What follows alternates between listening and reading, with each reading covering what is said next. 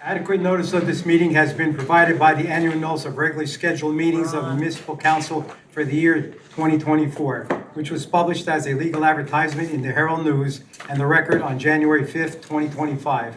Further notice of this meeting was given on Friday prior to the meeting by posting said notice on the bulletin board at City Hall and on City of Clifton website, which notice stated that formal action may or may not be taken on the matters to come before the municipal council. Can I have a roll call, please? Councilman D'Amato. I am here. Councilman Gibson. Here. Councilman Kaloje, absent. Councilman Latona. Here. Councilwoman Pino. Here. Councilwoman Sadrakula. Here. Mayor Grabowski. Here. We have a quorum. Okay, so the presentation for the forensic audit, It's been moved, Mr. Mayor. Sarno has been moved. Yes. So we submitted comments from the city relative to the audit. The forensic auditor requested that it be reviewed before they give final comments, and they will present their findings incorporating the city comments on the 16th. Okay, so Mayor, just one question. on that. Go ahead. In the CFO's letter says that you, not me, you, Mm-hmm. sent the forensic audit people their comments and you never heard back from it. Can you please provide that email? Yes. If I sent it, then Please, absolutely. thank you, that's it. So one Thank question you. on that, we got an email now from the CFO saying he's unavailable next meeting. So we're gonna have the forensic auditor here, but not the CFO? If there's a scheduling issue, then there's a schedule. We'll see if we can arrange. Joe, are you out, completely out? Well, he's really, as far as I'm concerned, he's just giving you the presentation that you're requesting. Right, but sometime between now and the 16th, that we're gonna have that conversation with the forensic audit. So let's see where it's at, and within the next couple days, find out how in-depth it is and if there's any kind of questions. But if this is a scheduling problem, it's a scheduling problem. Joe, are you on vacation or a conference? I have something else personal. Okay. To be clear, I don't want to push the forensic audit down the road any further. Yeah, Oh, no, me neither. No, I was just No saying, way. As long as, okay. whatever answers. And just lastly, can No, they didn't do it. we have the audit like on as a PowerPoint, so as the auditor goes through it, the residents at home could follow, please? Yes, we Thank can you. make it more Excellent. aesthetically. Because if he's gonna be talking about it, at least a public. Councilman should Gibson. follow. Bill?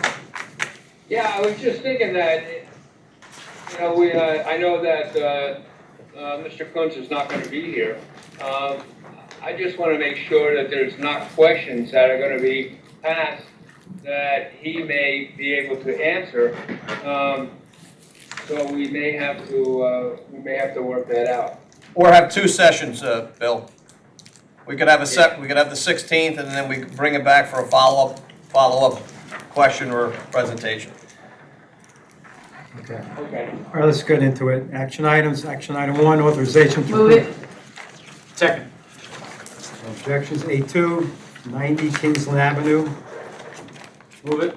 Second. No objections. I just have a question. Question. Did they, well, I hope I get mine, did they pay into the housing fund? Mayor, if we can go Wait, back wait, to wait. one, please. Okay, 1 second. Okay, Mary, are you no finished? problem. Sure, I'm sorry, Yeah. excuse me. I am, Okay. so, Council- I And had just- asked for the affordable housing, Councilwoman Pino. all the developers, what they did in the last 3 years, so This hopefully I'll is, get yes, that in yes, this that's. century. I just have one question. No, on I two, think before she goes we back to one. sent that to you. Didn't we send I that didn't to see you? it. No? I know that came in late today. Councilwoman Pino. If you want to finish two, since you started two and then No, he come back wants to one one. too. He wants- No, just number 2. I had a question on Oh, number 2. okay. Go ahead. So just my question is, and this has happened with residents before, I know we do the 2-year bond. So does the engineer or some department go out there? Because a lot of times the residents, the sidewalks get done or someone comes in and then they break, there's issues with the curbs, and then we give the bond back and then the money's gone. So do we officially have someone who goes and inspects, just so I know in the future, all these properties from the city before we give back this bond? That is. That is signed off by someone visually here does that? Is that the process? That is the process, and then once you get a performance bond, it switches to a maintenance bond. So there should be a maintenance bond component relative Okay. to any of those Good projects. to know. Thank In you. this case, it was Negley Engineering who is, and it says substance correspondence, it's not included in this, but it says that they signed off on it. Councilwoman, Okay. what's your question? Thank you, yes, thank you, Mayor. I am looking at A1, and I just have a quick question. Wasn't, Mr. Mayor, through you to our city manager, what is the update? I know we spoke about this, and in particular, with regards to this service that we're providing. This is the receipts that we were getting? That is the receipts. It's something I term the clean and lean. And so that program was identified as being problematic. And we put a hard stop as to the remainder of these particular invoices. The letter was drafted. It did not go to the board yet. It's got to go through legal. But there were some anomalies in that just made it problematic in its form. So the invoices are the invoices. So we don't manipulate or change or blacken or do anything to other invoices for the city or other vendors. So that's what was submitted, and that's what we're paying the individual. I see. So, insurance. We found that the individual did not have insurance. It's not an LLC. It's in a private individual's name. All these things kind of came out during the inquiry to it, and that's kind of what made it problematic to kind of discontinue it at this time. The individual did a fine job, was under some sort of agreement with the city for a long term, but we were unable to find anything written in that particular capacity. And again, those are the type of things that give exposure to the municipality. It's the end of the season when it was kind of identified. So, 4 or 5 different things that we kind of identified with this particular program, we're hoping to change over the winter time and kind of be reformatted or kind of represented in the spring. Yeah, So you're writing, 1 second, Bill. you're going to be drafting a letter to submit to council? Yes, and to that individual. Oh, okay. Basically thanking him for his service, and if we do outside vendor services, we can reconsider the association. But at this point,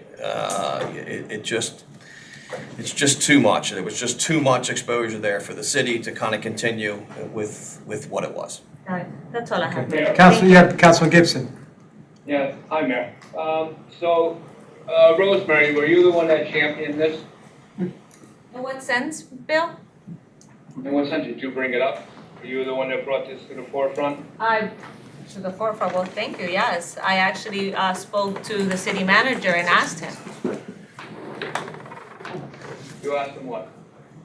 I asked him who takes care of what's happening as far as somebody's obviously taking care of our abandoned properties, and who is that and who has a contract, because I have landscapers in town asking, and with a little digging, we realized that things are not being done properly. Okay, so, I just wanted to be clear, so I have a clear understanding how this whole thing came to fruition. And quite frankly, how do we make this right? We have a person that has worked there for 21 years. The guy did an exemplary job, and I just want to make sure that if we have the opportunity to make sure that we make this right, we should do it.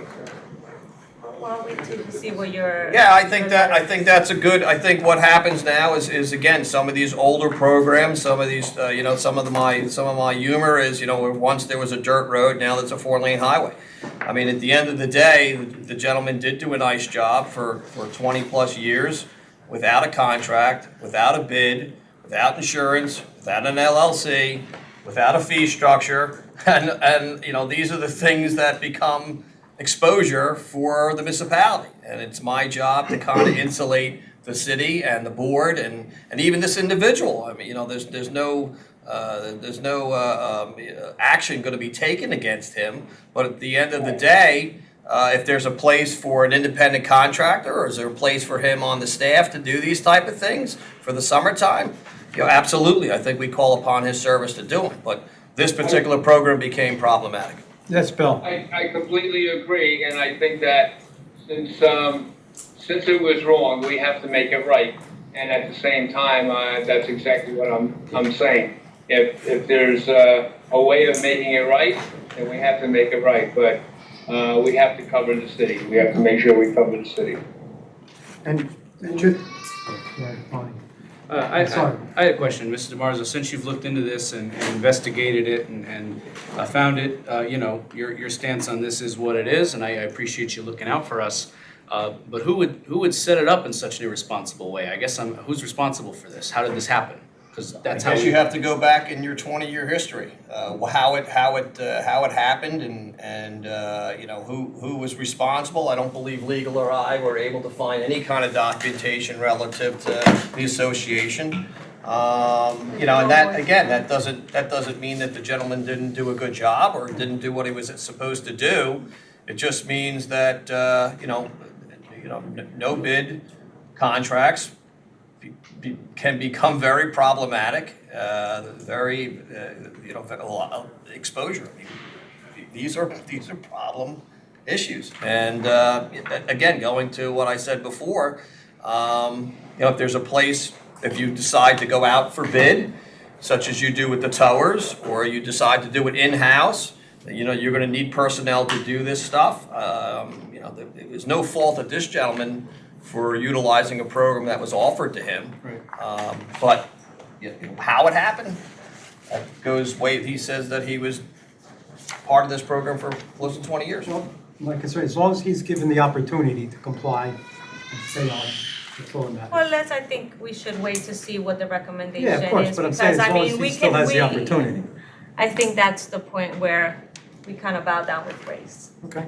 And it's going to be up to the board to make Yeah, of course. a direction, Yeah, whether yeah. you're doing it All as a right. contractor or you're doing it in-house. Mayor, Yes. Tony, you had something and then I'll go. okay, I just want to say, this is part of when I tell my colleagues here in the public, my goal is to start January 1st, 2026 with a clean slate. These are the things. If we need to update our ordinances, our resolutions, if whatever was not done in the past, if it's required to be an LLC, it needs to be fixed. If you're required to have insurance, it needs to be fixed. And that goes for everything. Again, to my colleagues, we need to start the new year and fix all of these 20, 30 years of sins or oversights, whatever you want to call them, and move forward. But I'm glad you're fixing this one, but this is going to need to be done with everything. We need to get back on track. I think it goes to show the strength of the board, and, these are our friends, these are families, these are people that we know, and, if the accountability is there for the board, then the accountability is there for your friends and your family. I mean, this is part of a bigger, a call for transparency and to do the right thing. These are difficult decisions. Mayor, Yes. through you to legal. Tom, Andy, this contract was well under the bid threshold, correct? Yes, it was my understanding Right. that. Okay, let's get that straight. Didn't So there exceed was, the bid there was threshold. no requirement How then. much? Second of How all, much? Oh, go ahead. Let me, since you're also fine, so Second ask of all. follow-up questions. I believe it was, under 10, I think? Around 10. 10. Second of all, did anyone ever approach this individual that they need liability insurance? That I'm not aware of. Right, okay, so there was never any, he didn't do anything wrong. The city didn't approach this person with that you need liability insurance. If he's a single operator, he does not need workers' compensation in the state of New Jersey. So he would just need liability insurance. And if he needs to, did anyone approach him that he needs to set it up as an LLC? Not that I'm No, aware of. okay, so just wanted to get that through. He doesn't have to be an LLC. He could be Yeah, a he could be a self-proprietor. Whatever we need to do without I'm spending all sorry, that. am I, Mayor, Excuse me, I still, may have, excuse me, I still have the floor. Yeah, sure, yes, Go ahead. please. So, you're right, and that was gonna be my next point. He doesn't have to be an LLC, he could be a sole proprietor. So for this discussion around this table, the individual did nothing wrong. The process was that on the city side, and Mayor, I agree with you. If this individual needs to get liability insurance or needs to have the invoices stated in whichever way the city needs, they should be given the opportunity to do that. Okay, Mayor? Yes. Mayor, through you, thank you. I'm sorry, what I think I'm hearing, Mayor and Councilwoman, that you are justifying the fact that this man had a contract with the city, and because us, who outsourced this service, didn't ask if he had insurance and didn't check what his status was, that, you know what, he did nothing wrong and we should just forget the fact that he put the city in liability? Is it our responsibility now that we need to make sure that every single person with us has insurance? Is that what you're saying? So now you're gonna show grace? Because I don't recall you saying that it is the responsibility of the person providing the business, right? If you're providing a service and you're a business, you should know this. It's not, right? That's what you say. So in that case, then we should show grace to everyone in the city that comes in front of us when they don't know better. Because what you're saying, right, is if he knew better, he'd do better. So now we're taking upon that responsibility for every small business or anyone who wants to do business with the city, that we now have to tell them that they have to provide insurance, that they have to, so like, should we also see if they're claiming this on their taxes? Like, well, how far should we take this? Mayor? Like, I don't understand what you're saying Wait, here. Rosa, still- Because this is hypocrisy at its best. Mayor, Everyone said, Are you finished? everyone gave their piece. No, I'm not finished, We're spending Mayor. 15 This minutes is on the housing hypocrisy piece. at its Still have the best. floor. Mayor, 1 second, Bill. Let me know when you're finished. I was letting this go, but how dare you? Accountable, we're not gonna point fingers, so.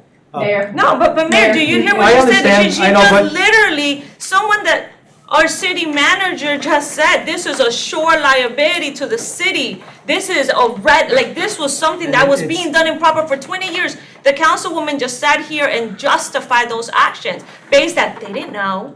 Okay, Is well- that the way we're Mayor, starting to Well, operate? we're gonna move on because he's. No, I gonna have look to into it. answer that. This is too legal. Tom, we should, and Tony, this goes to what you're saying. There should be a process in place. It is not up to this council to do it, so I don't know where she's coming from, but it should be a process in place, whether it's the purchasing agent, whoever approves the invoices, that everything is set up. Because my guess is you have to provide a W-9 form, correct, Andy and Tom? Yes. Right. So if that's one of the requirements, that insurance has to be provided. It's not up to us to it. We're not running the day-to-day operations. But I'm not going to sit here and be accused of something when it's clearly that there was a shortfall in the staffing and the administration of whoever set this up.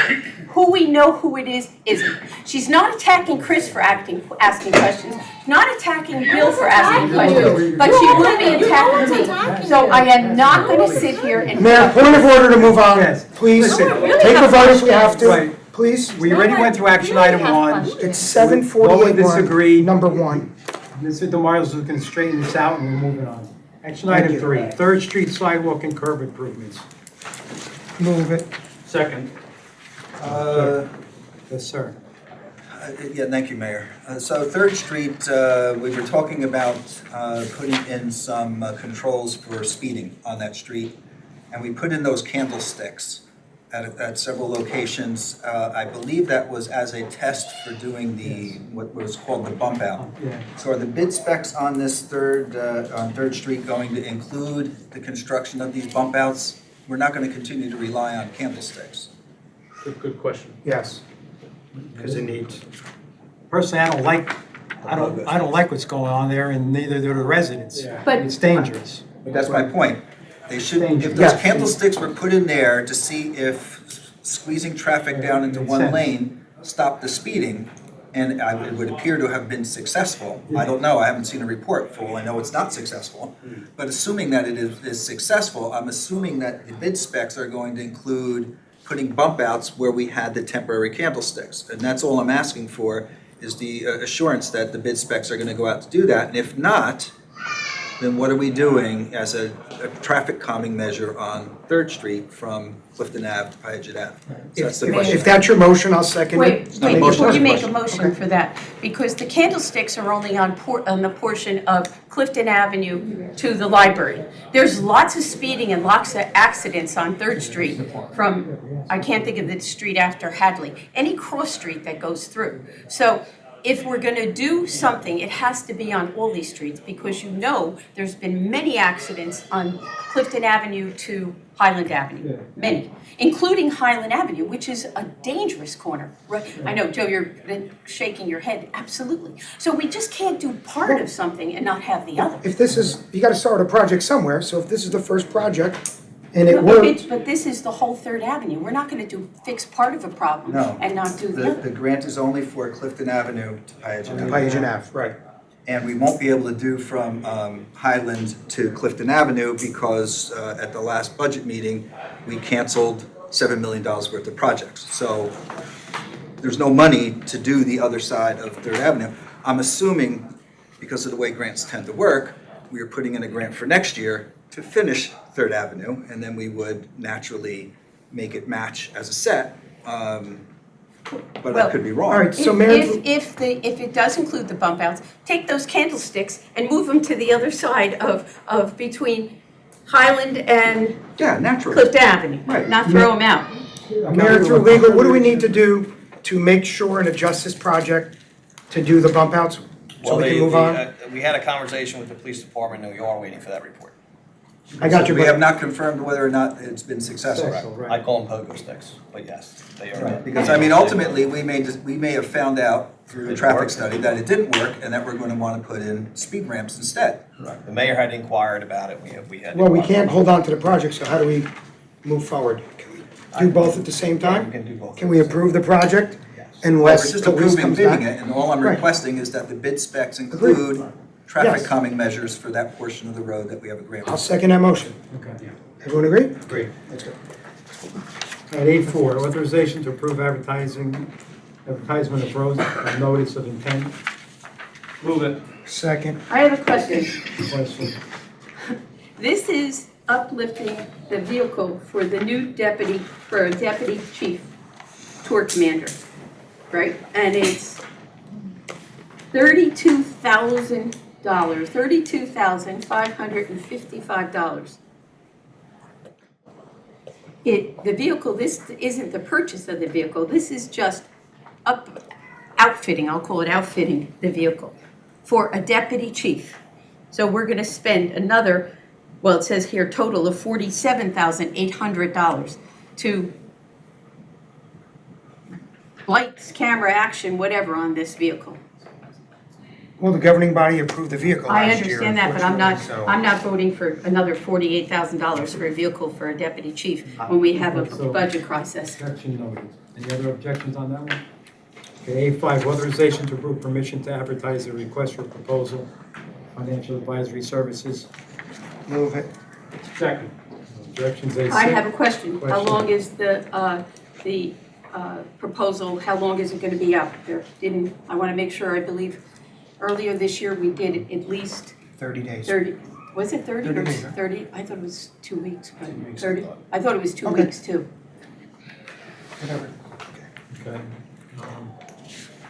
No objections. A6, authorization to approve the permission to advertise a request for proposal for municipal auditing services. Move it. Second. And we want it advertised, papers, league and municipality, all the ways it should. Okay, A7, authorization to approve permission to advertise a request for a proposal for bond counsel Move it. services. Second. Objections, A8, authorization to approve permission to advertise a request for proposals for psychological evaluation services. Move it. Second. Objections, A9, authorization to approve permission to advertise a request for proposal for professional medical services. Move it. Second question. Question. Just two things I want to confirm. Last year, we made the motion when we go out. We all agreed, or majority agreed, on 5 miles from City Hall as the standard mark for this. And also, my second question, I asked Mayor through you, through legal, Andy, I didn't get a response back yet. This is for physicals only. In the 3 years I've been here, I've never seen it go out for medical services for like the 750 city employees for complete medical services. So where is that contract or RFP for that? Total, what we use? Yeah, I've never seen it, so that's supposed to be every year. And the only thing I see again is for either your analysis and/or for only Pre-employment. pre-employment physicals. Yeah, that's what this Where's, is. right, where's the one for complete? So just so my colleagues know and the public knows, this is millions of dollars a year we spend on medical, and I've never seen an RFP or any type of negotiating with the city, with anyone, to provide those services and look into cost savings. So how are we doing that? We don't negotiate or provide, as the city, like those health benefits. Our health insurance carriers provide those services. So we wouldn't negotiate with different hospitals if somebody gets sick and they have to go there for treatment. That's done through our carriers. Okay, so where is the, That was a separate RFP, I think at the last meeting, that was approved. That was going out for a bid spec for, we hire brokers that, come to us and. it was there? Yeah. Okay, because if it's there, I haven't seen it. Yeah. 'cause Thank you if it was we there, have it out because I asked you last month about that, and I haven't seen it in the 3 years we've been here. So we did the RFP for a broker. The broker then gets bids and proposals from different healthcare insurance companies, and they coordinate the providers, the doctors, the hospitals, and all of that. So we don't go out to bid for those medical services. We just retain the broker solicits the proposals, the insurance companies do what they do. So it's the insurance company decides where medical services go to and not the governing body or the city? Well, they just have. If they want to move it to They're- Wanacue, they can move it to Wanacue? No, it's just, there's a plan, you sign up for this health insurance plan, and you choose which provider you want to go to in the plan. We as the city don't tell employees, you're sick, you have to go here for treatment. No, we are doing that. You sure it's not workers' comp? No, all, Workers' comp, we do that. Are you talking about the total? Yeah. Or are you Yes. talking about Not for something general health. more health? I'm saying, if anyone gets injured, sick, whatever on the Workers' city, comp. it Workers' goes, comp. right, it goes to wherever it's going right now, Totowa. So if it's a workers' comp claim, the workers' comp insurance company will tell the employee where to go for treatment. So that's So separate. the workman's from- comp company, for argument's sake, can tell an employee you're going to Wanacue to go see a doctor? And not us? We don't have a say?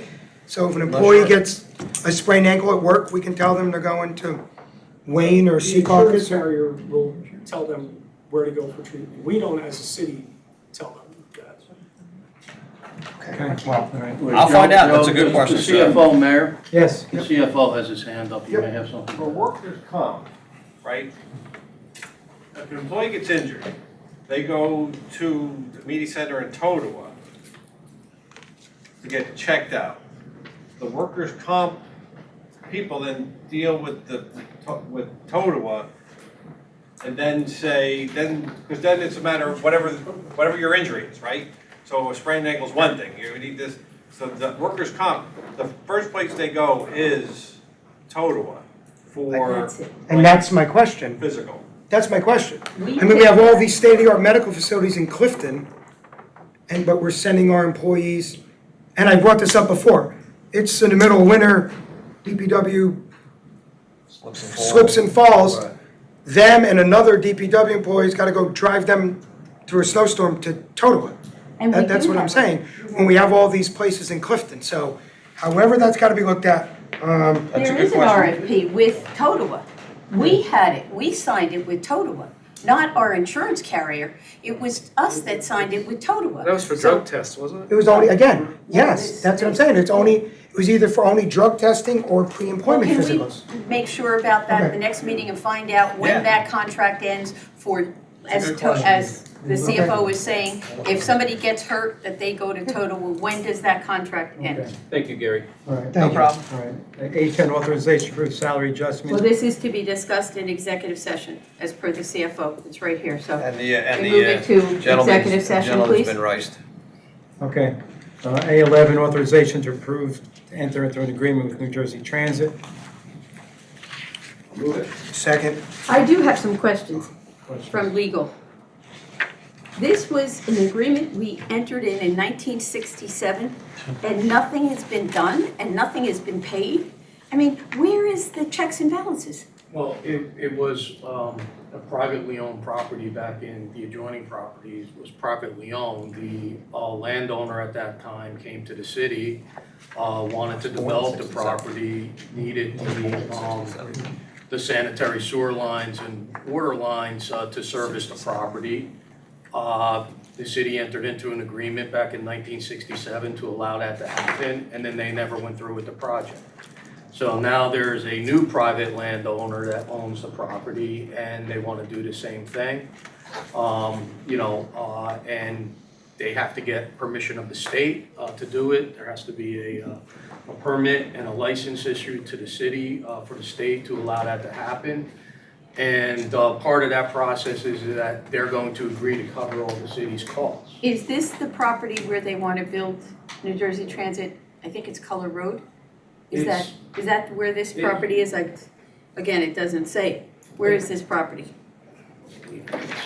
Let me look in the resolution. I thought the resolution referenced it.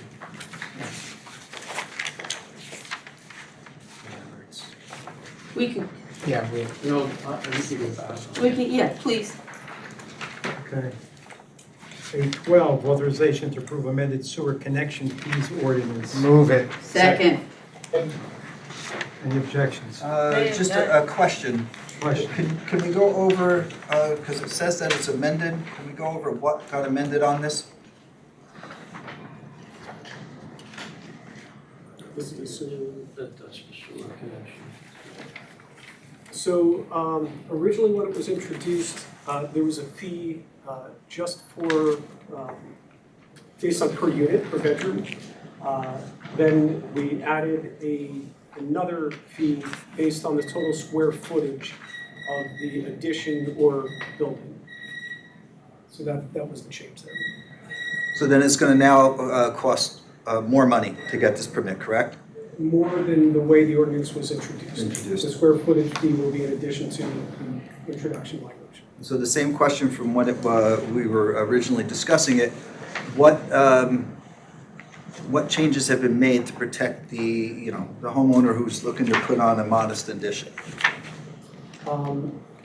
If the addition contained a bedroom, there'd be a fee for the bedroom. And then whether there was a bedroom or not, there would also be a fee for the square footage for that person. So if it was a small addition, it'd be a smaller fee than if you were building a new house, but there would still be a fee. So again, going back to, my gosh, this is a month at this point. Homeowner wants to bump out the upstairs attic space of his Cape Cod and put in an additional 2 bedrooms and a bathroom in between. It's the same 5 people living in that house, right? They're basically adding, 400 square feet, 300 square feet worth of space, so that all the kids have their own bedroom. They're now going to pay a fee of $2,500 for each bedroom. I think the way the calculation works is the $2,500 ballpark was based on a 3-bedroom home, a newly built 3-bedroom, 3 units, or 3 bedrooms in that unit. That would come out to be about $2,500 plus the square footage fee. So if he was adding 2 bedrooms, it'd be whatever, 2/3 of that, plus the square footage fee. Listen, I happen to agree with the new construction. I don't have an issue with that. People who are building new things from they tore down a house and they're building a new house, they're a for-profit company. So this is the cost of doing business. My concern is the people who have been living in town for 5 years, for 10 years, their family is growing, they now want to put an addition onto their home. They're actually going to wind up paying more taxes because that's going to increase their assessed value. My question is, under that scenario, are they now also paying this fee? They would be paying this fee. Mayor. It's up to the council if the council wants that hypothetical property owner to pay the fee or not, whatever you tell us to. So, yeah, because from my perspective, and I know people have been working on it for a month, maybe 6 weeks, I don't know how long, and it's never dawned on anyone to say that, homes whose addition is less than 15% of their current total square footage are exempt from this, right? because we're trying to protect ourselves from McMansions. And McMansions are going from, I bought a 2,000 square foot house, and I've now turned it into a 4,000 square foot house. Well, you know what? You can afford to pay it. But the guy who lives in a 1,500 square foot Cape Cod and wants to put on a 300 square foot addition and make it an 1,800, just so he's got a little more elbow room and two kids can use the bathroom because there's two different bathrooms at the same time. To me, it seems that, 300 divided by 1,500 square feet puts me at 20%. So it seems to me like a simple clause in the ordinance that says homes that are having that construction that are under 20% of increased square footage are exempt from this fee. Is that something we can legally put into the ordinance? Sure. And over the last 6 weeks, not a single person has thought about, trying to protect the little guy. We've received no input along those lines. So then the other question that I have is the fees that we charge, where does that money go? That goes into a sewer fund. Sewer Right, Joe? utility. Is that correct, Joe? Our sewer connection fee? Goes to the sewer utility. I would say so. Yeah, it has to. Actually, Well, because I read the ordinance No. and it appeared that it goes into the same general fund as what we have for the building department, charging fees for plumbing and for electrical and whatever else you happen to be doing, right? So if you're telling me that the money is now specifically going into something that will address infrastructure, as opposed to just a way to hit the guy who wants to put in a second bathroom in his home for $2,500 and throw it into the general fund, I sort of see that as an issue too. And the ordinance doesn't say anything about where that money does go. I'm not certain. So what are you doing, Joe? Are you making a motion to do that? Well, no, I'm going to continue to vote against it because I like the idea, and in concept it makes a lot of sense to me. People who are building McMansions can afford it. Developers should be paying their fair share and then some. But if the money's not going into its intended purpose, which is infrastructure, and we're going to wind up crushing the little guy in the process, this is not something that I would support. That's why I voted against it. Voted to introduce it because I agreed with it in principle. But I'm going to vote against adopting it because, like I said, 6 weeks of this process, and these are questions that haven't been addressed to at least my satisfaction. So are you making a motion to amend it? He said no. I'll make the motion to amend it to what Joe just said. Let's put a clause there to support and protect the little people. I mean, they already have a sewer line connected, they're just adding an addition. Not Yeah. that. No, So just to confirm, You're asking, Bill, if he's making a motion to have the money put into the sewer utility, Yes. not the we general need fund. to confirm that is the Is that case. correct, Bill? That is the case. We need to make sure Yes. that's where it needs to So go. if that motion, if you, Yes. I'll make that motion. The We motion have that one I was motion on the talking floor about first. to amend was to put the clause in, if we're going to pass this to increase revenue, right? Because that's one of the reasons, right? And then when we increase the revenue, put it in a place where it's going to help, like Joe pointed out, for infrastructure. But the clause in that ordinance would be that if, and to the numbers, I'm not even gonna try to repeat all those beautiful numbers you just said, but echoing what Joe just said, that wouldn't crush the working class, right? That is the foundation of the city of Clifton. So with that said, I made a motion to amend it. Can I have a second? So then, yeah, I would second a motion to put in an exemption clause that anyone who's doing less than 20% square footage of the existing home would be exempt from this fee. Regardless if the Mayor? 20% included a bedroom, just. Mayor? Flat 20%. Good. So, Councilman. can I point out, we've been working on this for months. Councilwoman Pino, Councilman Kaloje, you could have reached out to us any time in the last bunch of months, in the last 6 months, in the last year. You could have came to City Hall like I've come to meet with the city manager, the city engineer, the city attorney, to put all our ideas together. I even incorporated your idea of doing it by per square footage to protect the little guy. But And that's then actually here not- we are in the 11th hour for all the public to see. We're, yet again, let's throw another hand grenade. Again, you don't want to do your homework before meetings? You could have came in at any time, and here we are, let's throw a hand grenade when we're about to vote and fix a problem to move forward. Let me wait to grandstand, bring it up at a meeting, and throw a hand grenade. You two could have came at any time you want. I've been in City Hall. I put all of our ideas together, and here we are. So for me, I want confirmation that the money, I assumed, is going to the sewer utility, so that's a good point. If it wasn't going there, that's where it needs to go, because that's where it needs to go. But I'm in favor of passing this where it is, and if we have to look to fix it next year and make little changes, then we make changes. But for me, there's no more delays. This is the same pattern you and the good old boys and people have done for years. The same playbook, same pattern, and I'm done. So I have a Mayor. motion. I'm Mayor, sorry, if I may. yes. Mayor. Wait, Councilman. Thank you, sir. Because One first, second, Bill.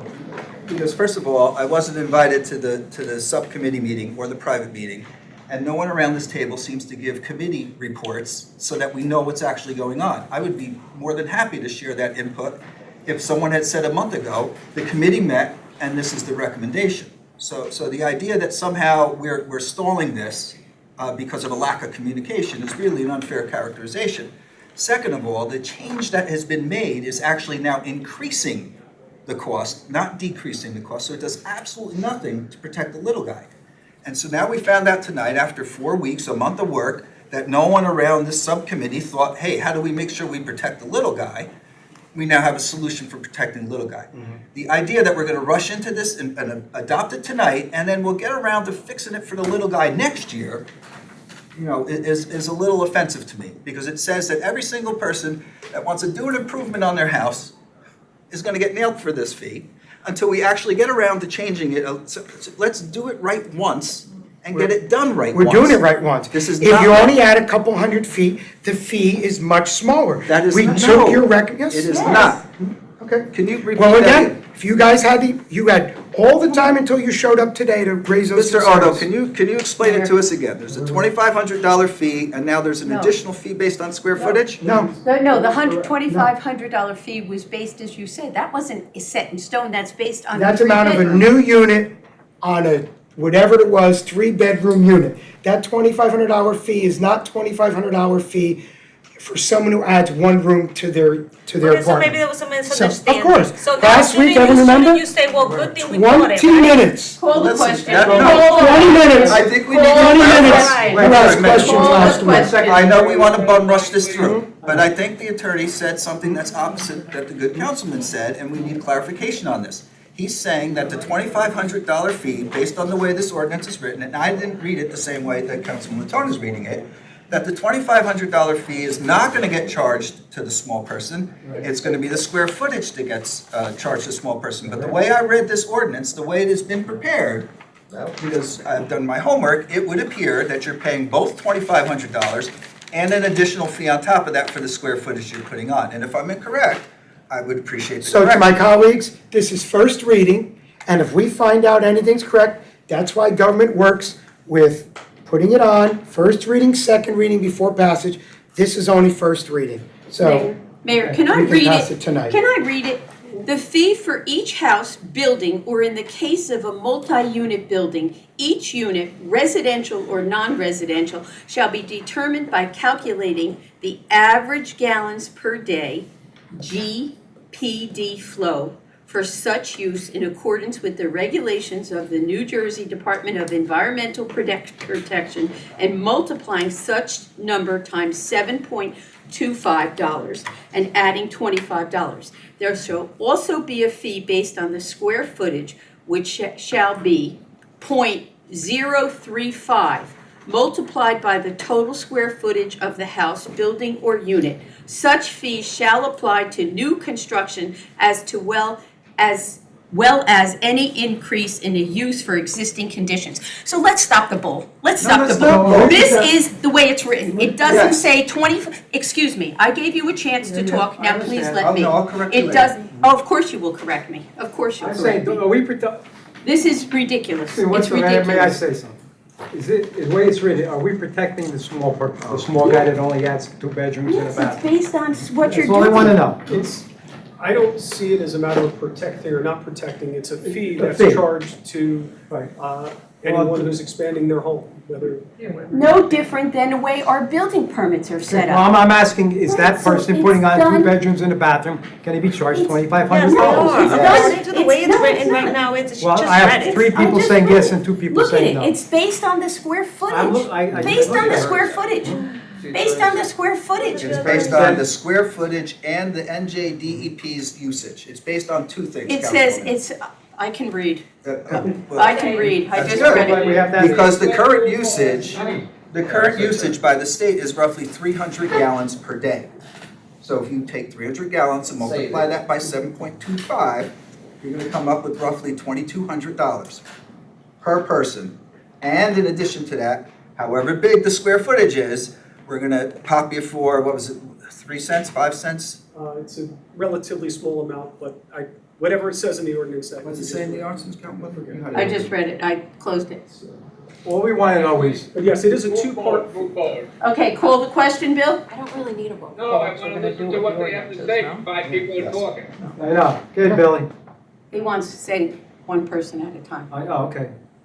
I'm just curious, our attorney is saying that it affects the guy who's adding on, like Joe said, a small addition, he's getting nailed with the $2,500. Is that a fact? So That's all I want to know. we're using the 2,500 as All right, a the, basic, as yeah. the approximate amount Right. if you were adding a 3-bedroom Right, okay. building. So if it's 1 bedroom, it's a calculation. It's based on that formula, based on the DP rates. Currently, if you were building a 3-bedroom home, it'd be about $2,500 plus the square footage fee equals the total fee. Yes, and I'm totally in favor of new construction having to pay this. Absolutely. Because those are people, those are businessmen, this is the cost of doing business. They'll put the house up on the market for an extra $5,000 because they're gonna want a profit margin on whatever we wound up charging. My concern is that it's gonna wind up hitting the existing homeowner who isn't in business and is only trying to make his property better, improve his neighborhood, make his life a little easier, and this ordinance is gonna spank him the same way that it's spanking developers. And that is my concern with this. And I know that, you know, this might have come as a surprise now after a month worth of discussion on this. And so that's why I have no issue with either making the second or making the motion that says any existing property, homeowner, that is going to wind up doing this, and it's going to be less than 20% of an addition in square footage, is exempt from the fee. That's a moving target too. You have a square footage house of 4,000 square feet and it's less than 20%. It's a moving target. You know, the small guy, I guess 10 tax point increase doesn't affect the small guy.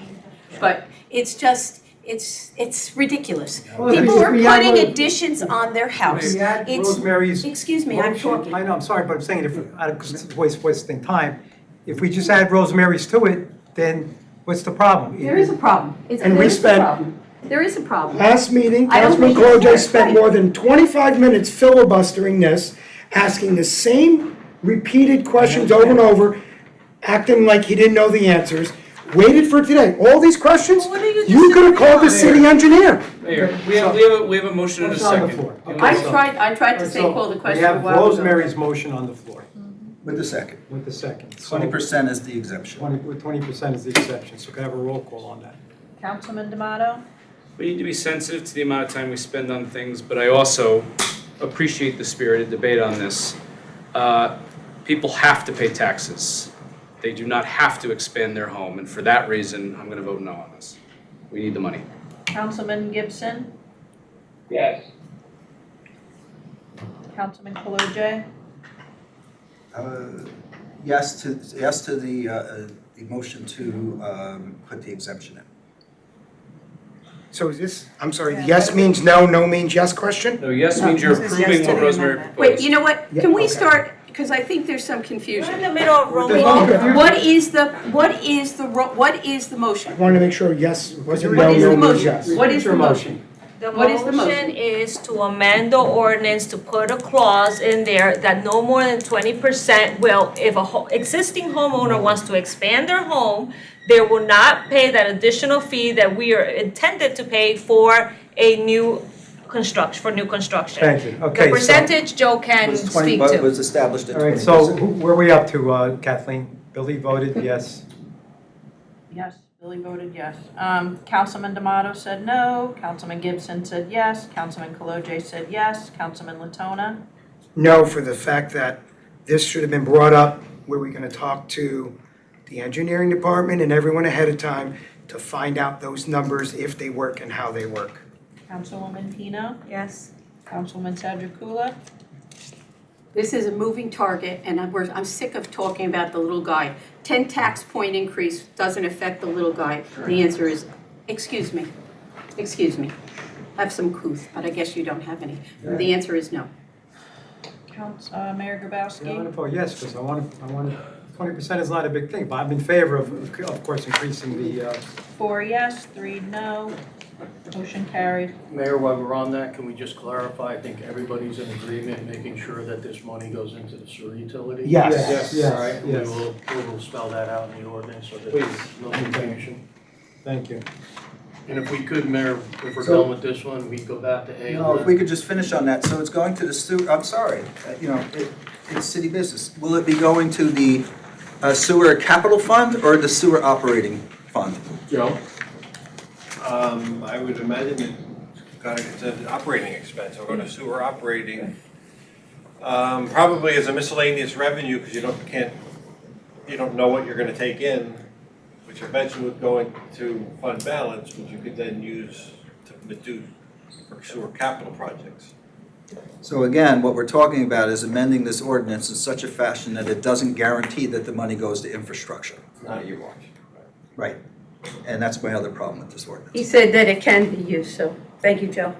You said it can be used depending on how you put together your operating budget. If the money gets set up as a dedicated by rider or a trust fund strictly for sewer infrastructure, then we know the money can only be used for sewer infrastructure. But future councils may eyeball this money and say, you know what, I don't want to use it for infrastructure because I got to make sure the sewer is self-liquidating, and so I'm going to instead use it for operating costs. And so now we're going to spend $2,500 on a construction project that won't necessarily end up where it was intended. And I think that language needs to be tightened up.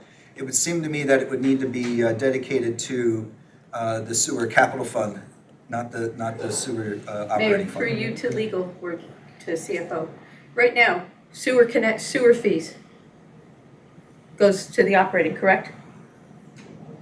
Sewer revenues that we get. Sewer fees that we Wherever they pay. go, they keep going to the same place. Yeah, They're just You mean continuing to fee, create right? chaos. The usage fee or the connection fee? usage fee, what we pay now. Excuse me, wait, time out. Can we please stop these sidebars? You know what? One at a Joe, time, stop one at a time. needling him. Just stop needling. You are. Okay, You are. Mary, Come just on. finish your. Well, why don't you tell him to stop I'm needling telling you him? right now, Why don't you one tell at a him? time, please, okay? Thank you. The fee that we pay now For usage, the fee that everybody pays. goes to the operating, correct, Joe? Correct. All right, thank you. Okay. Wait, what fee? Oh, No, could you clarify that, please, Councilwoman? Joe's got behind you. Joe, what do you got? I'm sorry. Finance Joe, not Council Joe. Okay, so you come and pay your sewer bill, right? That money goes into the sewer operating account. Right. Right? The sewer fees, I'm not actually, because it probably doesn't happen all that often. So I would have to look it up. I don't actually, I'm going to assume it also does go into operating sewer as miscellaneous expense. Right. But I have to confirm that. And so we're writing this ordinance to take care of infrastructure, but instead we're diverting it to operating. Okay, So should we give legal direction, since I think the entire council agrees that it should go to infrastructure? Yes.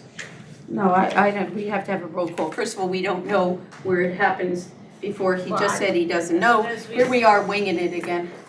How many months is this, Tony? Okay, Mayor, can you see who objects Years. to going for Years. it going to Years. infrastructure? sure, we Well, can, Delay, delay, delay. Mayor, yes, Mayor, so let's have discussion to get this thing done. We're all over the place. Make whatever recommendations you're making, let's make them now so we can get this done. okay, so someone's suggesting that we make a motion that it goes to the, what'd you say, Rose? For infrastructure. That it's Dedicated going to to sewer Dedicated to infrastructure. rider, yeah. Yes, but it's already happening now. Okay, The money so- goes alright, into the so- fund. From there, when we I gotta do agree. projects, it gets Okay, used. so- So if we wanna just continue All right, to, so if there's no objections, that's where it's No, going. I'm objecting to it. All right, so there's one objection. All right, I 8:30. didn't get a chance to hear what Tony had to say. What'd you say, Tony Tony? said- I just It's said already we're going there. creating, the money goes into the fund, from the fund it gets used for here, for infrastructure, for whatever. It's the same thing we're doing now, we're just getting more money to do it. Thank you. So, we're already collecting these fees, so when the money goes into the sewer account, when we gotta do a sewer project, from there, the money gets moved around. But it's We're not just going, creating that's more. the problem. We Yes, have it one is. objection. It's going into operating, there's a Sure. difference between Alright. operating and capital. One objection. All right, let's go. There was no motion. In amending this We ordinance, can't go vote Just on a this, clarification. please. He wants a roll call. Right. Bill wants a roll call.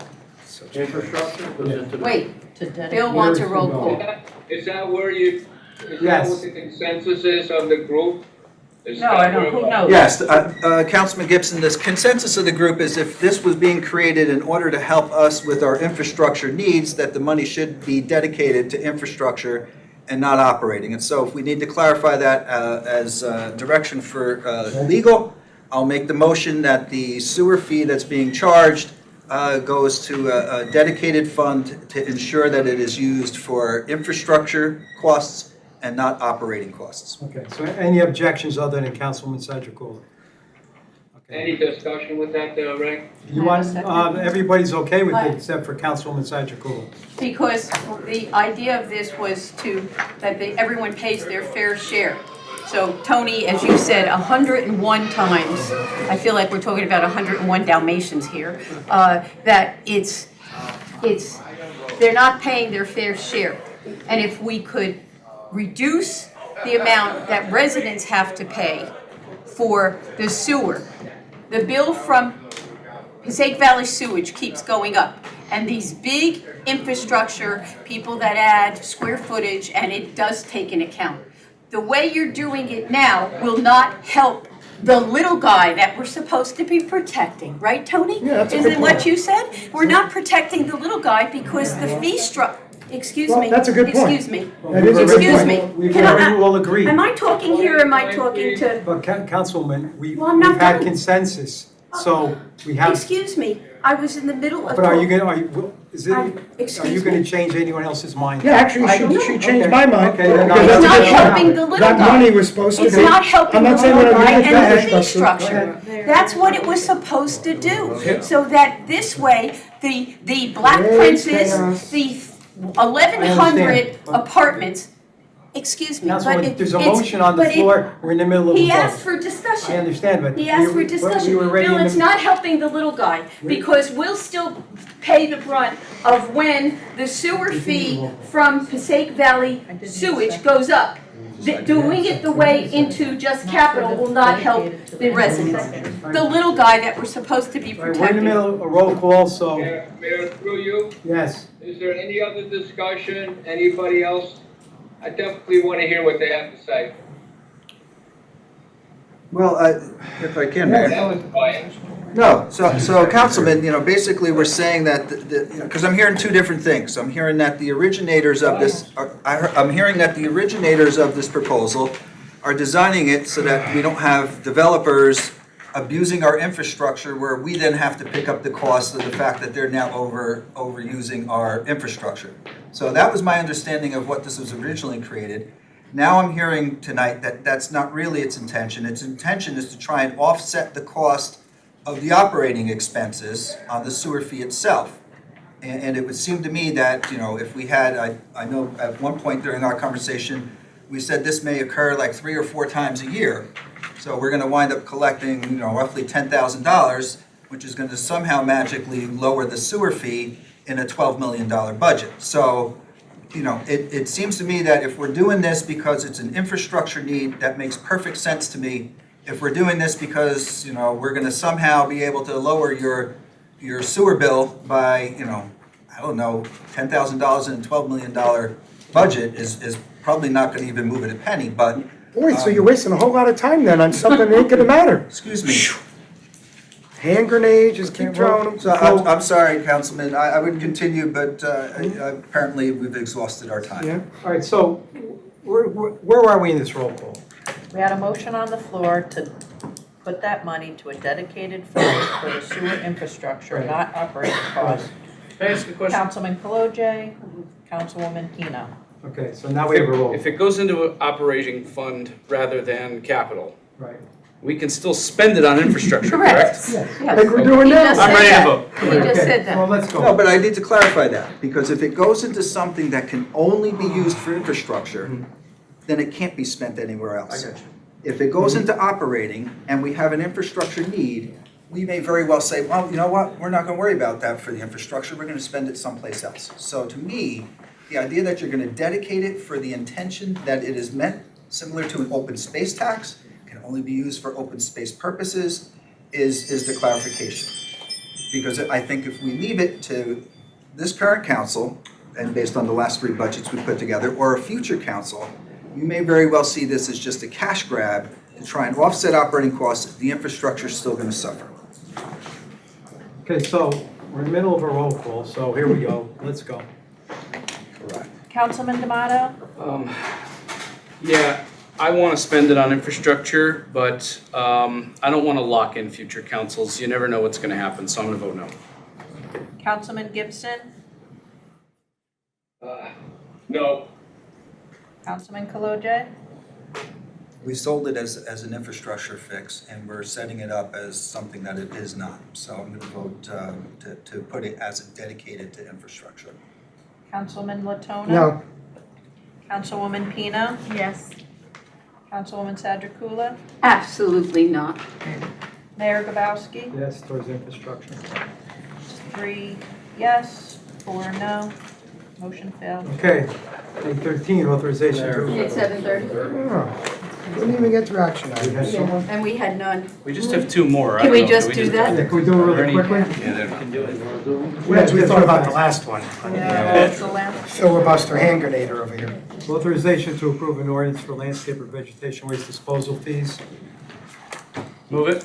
Second, just for the taxpayers to know, we're gonna go from subsidizing landscapers to actually covering the costs and not losing taxpayer money and actually make a profit, so. I just had one, I believe at the last meeting, and I don't believe it's in here, or I want to make sure it is, that the fee, there's something in the ordinance that says the fee will rise if the contract, if it goes up. Yes, that was proposed. I understand that. It was proposed. I want to make sure it's in there. Okay. So what? No. That language is not in there, and I'll tell you what. If we need to, if we have an ordinance that sets fees, we need to amend that ordinance to change the fees. We can't just say, oh, it went up and we're gonna file that piece of paper somewhere in the office. So with the new contract, we would have to amend this. Correct. Okay, and that contract's on an annual basis. Right, and they're also, we also spoke to the DPW about providing quarterly reports as well, Right, that was part of to it. see if Okay, we're all right. realizing. Thank you for the explanation. Roll call, please. Well, We Mayor, if I don't may- need one. Yes. Yeah, I just want to thank my colleagues who reconsidered this, who initially thought that this was going to be something that was de minimis in nature and wanted to do away with the program altogether, and are now actually in support of a way to generate additional revenue for offsetting our taxes. So thank you for your reconsideration of your Okay, positions. roll call, please. Want a roll call? Councilman D'Amato? I'm always willing to reconsider if presented with more information, so of course, yes. Councilman Gibson? Yes. Councilman Kalojay? Yes. Councilman Latona? After losing money for years and making the fixes, yes. Councilwoman Pino? Yes. Councilwoman Sadrikula? Yes, Mayor Grabowski? Yes. Well, I'm sorry, I can't vote. Abstains, so that's 6 yes, 1 abstains, motion carries. Okay, and then just the last one, real quick, authorization to move approve. it. Second. Okay, no objections, that's done. Real quick, going back to A11, Councilwoman Sadrikula, the address of that property is 618 Route 46. I do believe that that's the bar that backs up the Color Road. It is up the Cullen Road. Okay, that's what I thought. Okay, well, we're just gonna go- 618? 618 Route Okay, 46. thank you, so I can mark it. Thank you. Whereas the municipal council deems it essential in the furtherance of the public interest to discuss in closed session as expressly permitted by NJSA 10:4-12, the following subject to be discussed as per the agenda and the resolution. Personnel matters will be discussed, contracts and agreements may not be discussed, and litigation matters will be discussed. Now therefore be it resolved that the public shall be excused and excluded from this portion of the council's meeting to be held on August, There's no sign-in sheet for the public out there. on September 2nd, 2025, at which time said subject shall be discussed. And be it further resolved that discussion held be closed session can be disclosed to the public on or about the time the matter is concluded. Motion to go into closed session? Motion. Make a motion. Second. Thank you. Adequate notice of this meeting has been provided by the annual notice of regularly scheduled meetings of the Municipal Council for the year 2024, which was published as a legal advertisement in the Herald News and the Record on January 5th, 2025. Further notice of this meeting was given on Friday prior to the meeting by posting said notice on the bulletin board at City Hall and on the City of Clifton website, which notice stated that formal action may or may not be taken on the matters to come before Municipal Council. Roll call, please. Councilman D'Amato? Here. Councilman Gibson? Here. Councilman Kalojay? Present. Councilman Latona? Here. Councilwoman Pino? Here. Councilwoman Sadrikula? Here. Mayor Grabowski? Here. We have a quorum. This evening's invocation will be given by Deputy Clerk Megan Krusnis, followed by the Pledge of Allegiance. Please rise.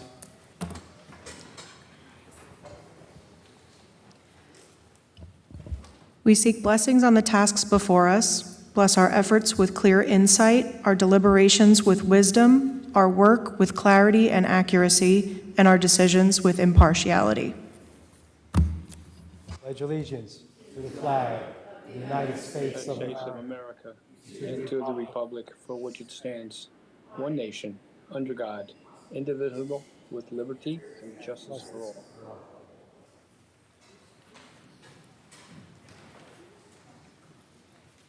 Thank you, Megan.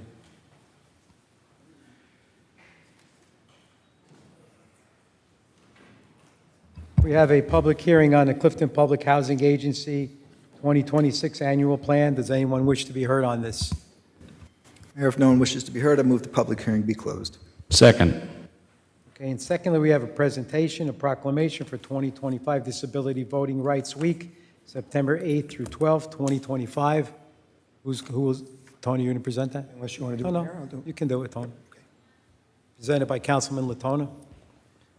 Good evening, everyone. Would y'all like to come forward first? We can.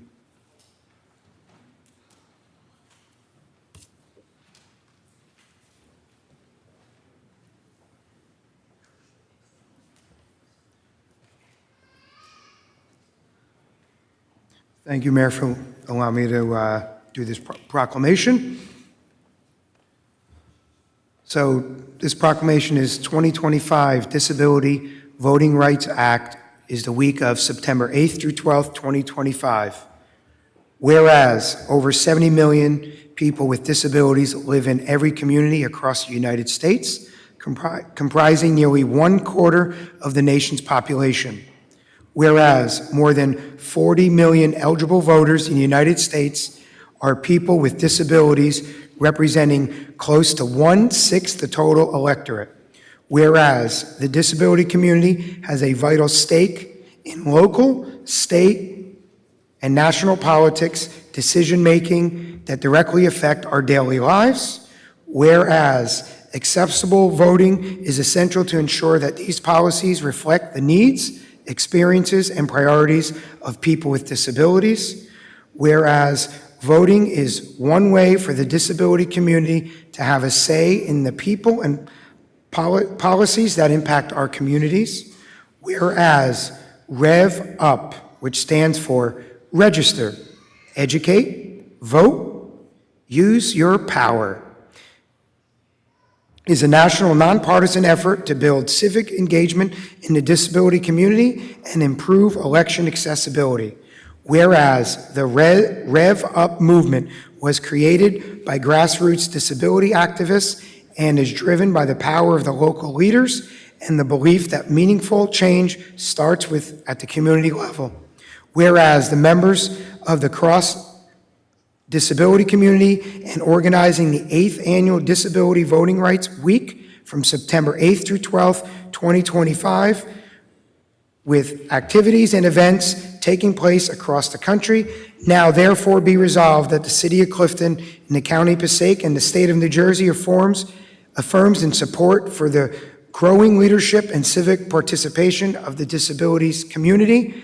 Be further resolved that the City of Clifton, the County of Passaic, the State of New Jersey proclaims the week of September 8th through 12th, 2025 as Disabilities Voting Rights Week and encourages residents, leaders, and organizations to engage executive and promote the power of the disability vote. So on behalf of the mayor and council, and to Kathleen and Megan for putting this together, our city clerks, thank you very much.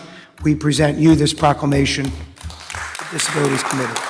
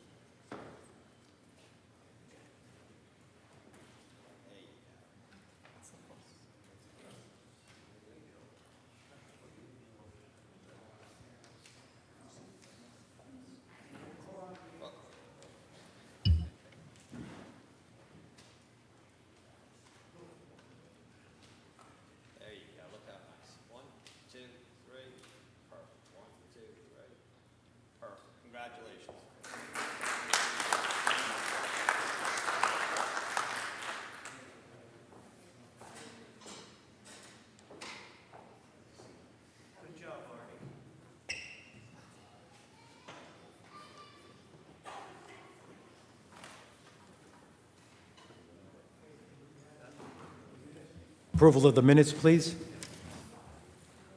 Motion to approve the minutes, Mayor. Second. Councilman Okay. do you want a roll call on that or no? No objection? No objections. Perfect. Communications. Okay, Mayor, we have various communications from the city manager as stated on the agenda. Mayor, we have communication meeting minutes of the Advisory Board of Recreation on June 23rd, 2025. We have the meeting minutes of the Clifton Art Center Advisory on July 28th, 2025.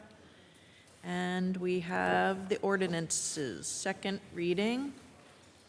Ordinance 8019-25, an ordinance to amend, revise, and supplement Chapter 439 of the Code of the City of Clifton entitled Vehicles and Traffic, more particularly Section 439-10 thereof entitled Stopping or Standing Prohibited During Certain Hours on Certain Streets, adds no stopping or standing zone on Valley Road.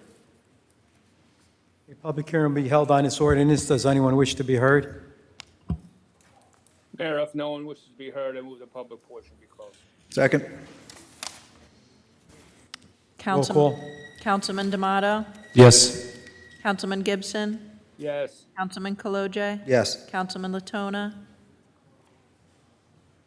Yes. Councilwoman Pino, I'm sorry. Yes. Councilwoman Sadrikula? Yes. Mayor Grabowski? Yes.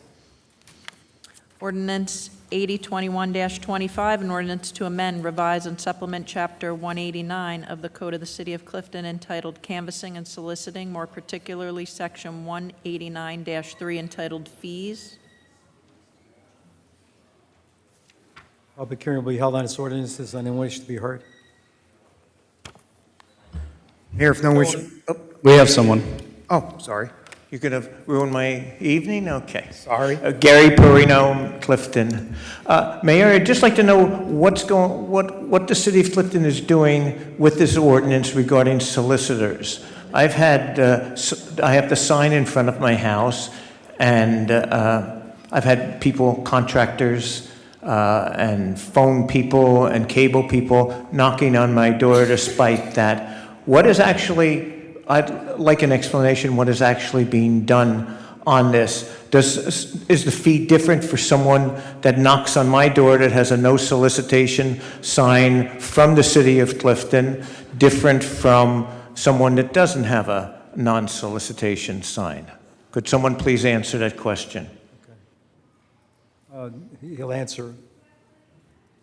Mr. DeMarzo will answer the question when, at the end of the public portion. Oh, I think this is during the I thought during the readings, we answer them now. Oh, that's right, I'm sorry. Yes, I'm sorry. You're right. I Yes, I'm sorry. apologize. This is a ordinance reading. You're right. No, you're right. Apologize. So I think while we wait, this is just changing the fee? Yeah, we're updating the filing fee of $25 shall be paid to the Clifton Police Department for the use of the city to defray the cost of investigating, photographing, processing, and issuing said permit. This fee includes defraying the cost of fingerprinting as well as the state police fingerprinting charged directly to the state police. B, the fee for any renewal of a license issued under this chapter shall be $10. Each card issued to an individual is an additional $5. So no, the fee is not based on if they see the sign on your door, they're not supposed to come. They're supposed to walk away from your door and not knock on it. That's an enforcement issue. So I don't know if we have an ordinance for enforcing. What happens to canvassing and soliciting if they ignore the signs people have on their property? I think that's part of this with regard to, these are fees. Anybody that's going to solicit is supposed to register with the city before they go out soliciting. These are the fees. The police department does a background check. These are just increasing the fees that the police department charges to more or less qualify anybody who wants to solicit. If there are problems or issues with somebody not abiding by the sign, whether it's a sign that's been issued by the city or the sign that you put up yourself, you contact the police department and they have some enforcement rights. And just, go ahead. Is there an escrow account? Why isn't there an escrow account? If these people come in and they take out a permit for a week or a day and there seems to be some problems, why is there not an escrow fund? The ordinance doesn't provide for an escrow fund, but if somebody who registers, if we have repeated problems with them, the license to solicit or the right to solicit can be revoked. Thank you. Anyone else wish to be heard? Yeah, if we could just clarify that, Mayor. I'm assuming that if we give out a fee for solicitation, and I'm sorry, I thought we were on the second residential street, but assuming that we give out a license for canvassing and soliciting, and they violate those rules, we're then rescinding the application, and we have the ability to issue a summons, correct? Correct, yes. So the idea that we're going to put it into escrow, and then somehow, if they violate it, we're going to take that money, we would be stealing from ourselves. We basically take this money in as a revenue that goes to the general fund, and that helps us hold down taxes. And in the event that we have a solicitor who is not following those rules, we yank them for not following the rules, and we hand them a ticket, which they then pay, which then becomes additional revenue to the town. Yes? That would be the process. Okay, I have a motion. So I'll make a motion to close the public hearing, Mayor, if no one else wishes to be heard, and then I'll make a motion, actually, we'll stick with 80-20, and then we'll make a motion on the next one. So the ordinance that the clerk read was for parking on residential streets restricted, and it was Harrison Place, so I'll make that motion. Second. Roll call. Wait. I didn't read 20. I read 21 by accident. I skipped. Oh, did you? Yeah, I skipped right to 21. I missed 20. We I have thought so I was many. crazy, So but yes, sorry. I thought you read So 20. this is a motion on the fees for the solicitors. Okay, move it. Second. Oh, it's good. Councilman D'Amato? Yes. Councilman Gibson? Yes. Councilman Kaloje? Yes. Councilman Latona? Yes. Councilwoman Pino?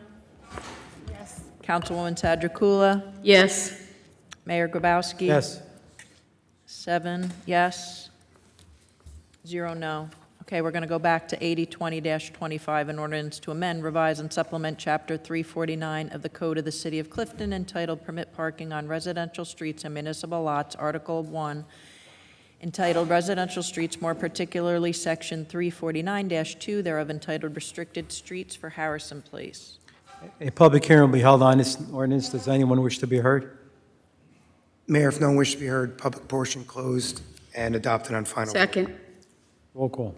Councilman D'Amato? Yes. Councilman Gibson?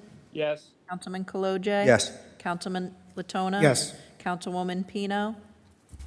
Yes. Councilwoman Sadrikula? Yes. Mayor Grabowski? Yes. Passed with a vote of 7. Let's get to the next one. 8022-25, an ordinance to amend, revise, and supplement Chapter 223 of the Code of the City of Clifton entitled Fees, more particularly Section 223-30 entitled Accident Reports, amends the fee for printed reports. A public hearing will be held on this ordinance. Does anyone wish to be heard? Mayor, if no No one one wishes. wishes to be heard, I move the public portion be closed. Second. Roll call. Councilman D'Amato? Yes. Councilman Gibson? Yes. Councilman Kalojay? Yes. Councilman Latona? Yes. Councilwoman Pino? Yes. Councilwoman Sadrikula? Yes. Mayor Grabowski? Yes. Passed by 7. Ordinance 8023-25, an ordinance to amend, revise, and supplement Chapter 347 of the Code of the City of Clifton entitled Parking of Truck, Tractors, Trailers, and Buses, more particularly Section 347-2, thereof entitled Parking Prohibited, Certain Hours, Permit for Recreational Vehicle, amends fee for recreational vehicle permit. A public hearing will be held on this motion. Does anyone wish to be heard? We have someone coming up. Good evening, Gary Perino, Clifton. Tractor trailers parked in the city of Clifton isn't becoming an epidemic. What is the city doing, and what does this ordinance involve? Are we just increasing the fees, or is there some enforcement? I'll give you a quick example. On my street, where tractor trailers, 53-foot tractor trailers are prohibited, we had an incident that someone parked over a weekend, a 53-foot trailer in their driveway, refrigeration unit on. When you call the police come, they see the thing. But what kind of enforcement, is this just a fee structure, or is there some bite to this? Because one, the guy violated coming to our street because the tractor trailer is prohibited. Two, it's parked over a weekend running, which is a problem. And then he has to leave, which again is another restriction. What is happening to the city, and what is the city doing you ride around the city, and I see tractor trailers parked during the day, at nighttime. Are we enforcing this, or are we just turning a blind eye and putting our head in the sand like an ostrich? I'd like to know. City manager. This is a police enforcement. I mean, if there's violations and there's Title 39 that could be written, then those issues should be written. I'd be interested in seeing if there's a report. If you said an officer came out and didn't issue a summons, then I'd be interested in the backstory relative to that action. But if there's a Title 39 violation and there's an ordinance violation, then those summonses could be written. Thank you. Thank you. Mayor, if I could also add, there is a specific violations and penalty section under 347 that also would permit the police department to enforce and impose fines for that. Thank you. Can I have a motion? If no one else wishes to be heard, motion to close the public hearing, and then a motion to adopt the ordinance. Second. Roll call. Councilman D'Amato? Yes. Councilman Gibson? Yes. Councilman Kalojay? Yes. Councilman Latona? Yes. Councilwoman Pino? Yes. Councilwoman Sadrikula? Yes. Mayor Grabowski? Yes. 7 yes. Ordinance passed. Ordinance 8024-25, an ordinance to amend, revise, and supplement Chapter 223 of the Code of the City of Clifton entitled Fees, more particularly Section 223-4 entitled Letters of Good Conduct, amends the fee for background checks. A public hearing will be held on this ordinance. Does anyone wish to be heard? Mayor, if no one wishes to be heard, public portion closed, passed on final vote. Second. Roll call. Councilman D'Amato? Yes. Councilman Gibson? Yes. Councilman Kalojay? Yes. Councilman Latona? Yes. Councilwoman Pino? Yes. Councilwoman Sadrikula? Yes. Mayor Grabowski? Yes. 7 yes, motion, ordinance passed. Ordinance 8025-25, an ordinance to amend, revise, and supplement Chapter 223 of the Code of the City of Clifton entitled Fees, more particularly Section 223-10 entitled Driveway Striping, amends fee for striping of driveways. A public hearing will be held on this ordinance. Does anyone wish to be heard?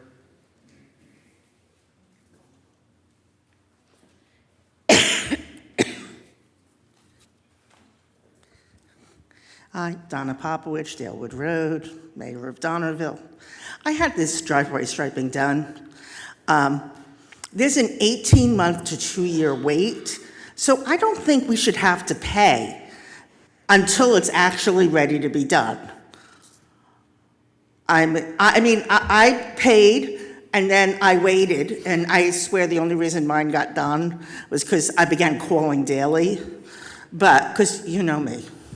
But if you're going to make me wait 18 months, then don't cash my check. That just seems fair. It's not a wedding. I'm not booking a hall. The street's still going to be there. I don't care what you charge. I would have done it myself. But you want to paint it? You don't get paid till you do the work. I understand this is farmed out, I was told. So it's only when they have the contractor available, when they have a certain number. I don't know. I just live here in this really weird town. And, but I just don't think I should pay and wait 2 years for a service. I know people who paid and they never got it done. Thank you. Is that, to the city manager, is that how it works? It's contracted out and we just do it Yes, once a year or it something? is a contract service. We don't have the lining equipment So within is the there any city. way to schedule it quarterly and not? I would have to ask Public Works how they schedule them and what the schedule is for that particular service. So if it does get done, my colleagues, can we make sure it's done on a quarterly basis? Yeah, I would. Besides the safety aspect of it, if it's getting done for a reason. I don't want to hold up the ordinance for it, but I do want to stay on top of it and come up with a way to Make sure do it they faster. come in every quarter to do whatever striping needs to get done. I really thought DPW did it. And when was it started to be contracted out? I believe the equipment was damaged or the equipment is no longer working, similar to your brine equipment. So when the equipment failed, I believe they went to a contract service. Wait a minute. Okay, so then, when we hire the contractor, because this is, I would presume, the same contractor, it's built in the contract for the crosswalks, are we using and I'm not going to say the right term, but it's the raised, that's the paint. Yeah, we use the plastic Right. thermo paint or whatever it is. So how do the cost that we're charging taxpayers, does that cover the cost of the contractor doing it? Or is this another lost leader that we have? And is this striping, and how is it built into the contract? Because if it's a 2-year wait, and how do we know how many people are going to ask for it in the coming year? So those are, again, I was under the assumption DPW does it. Well, and that Mayor, through you, Mayor, that leads me to my next question. So if I'm understanding what you just said, we have the equipment to do this, it's just damaged? Had. Well, what happened to the equipment? Why didn't we fix Well, it? I guess what I'm asking is the one-time cost of replacing this piece of equipment better than contracting this service out? Probably. Again, I would have to find out, Councilman. I'm not sure. Whatever it is, it needs to get done every quarter.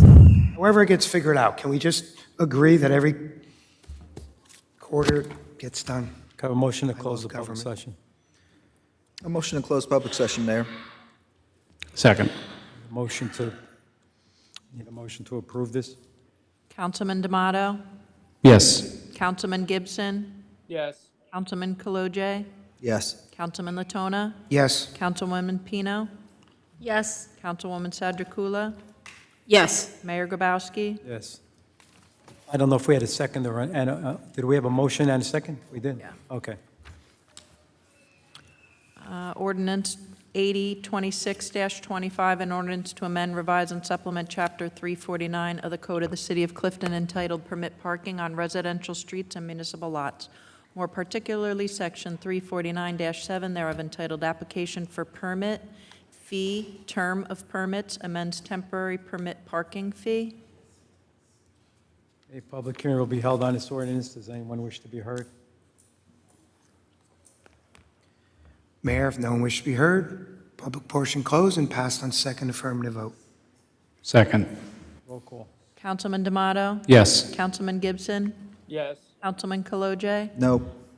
Councilman Latona? Yes. Councilwoman Pino?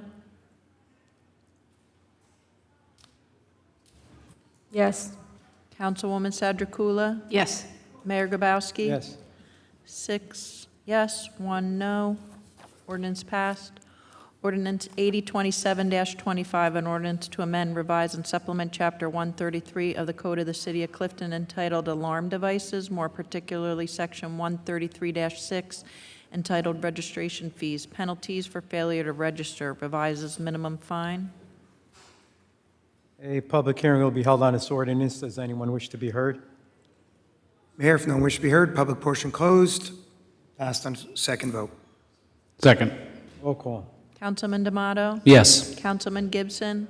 Yes. Councilman Kalojay? Yes. Councilman Latona? Yes. Councilwoman Pino?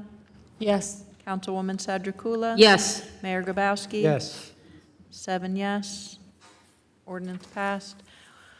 Ordinance 8028-25, an ordinance to amend, revise, and supplement Chapter 215 of the Code of the City of Clifton entitled Entertainment. At Section 215-7 entitled Application for License and Section 215-11 entitled Violations and Penalties, adds requirement that certain renewal applications must provide notice to property owners within 200 feet of establishment and appear in person before the municipal council, and increases potential penalty for a violation of this chapter. A public hearing will be held on this ordinance. Does anyone wish to be heard? Yep.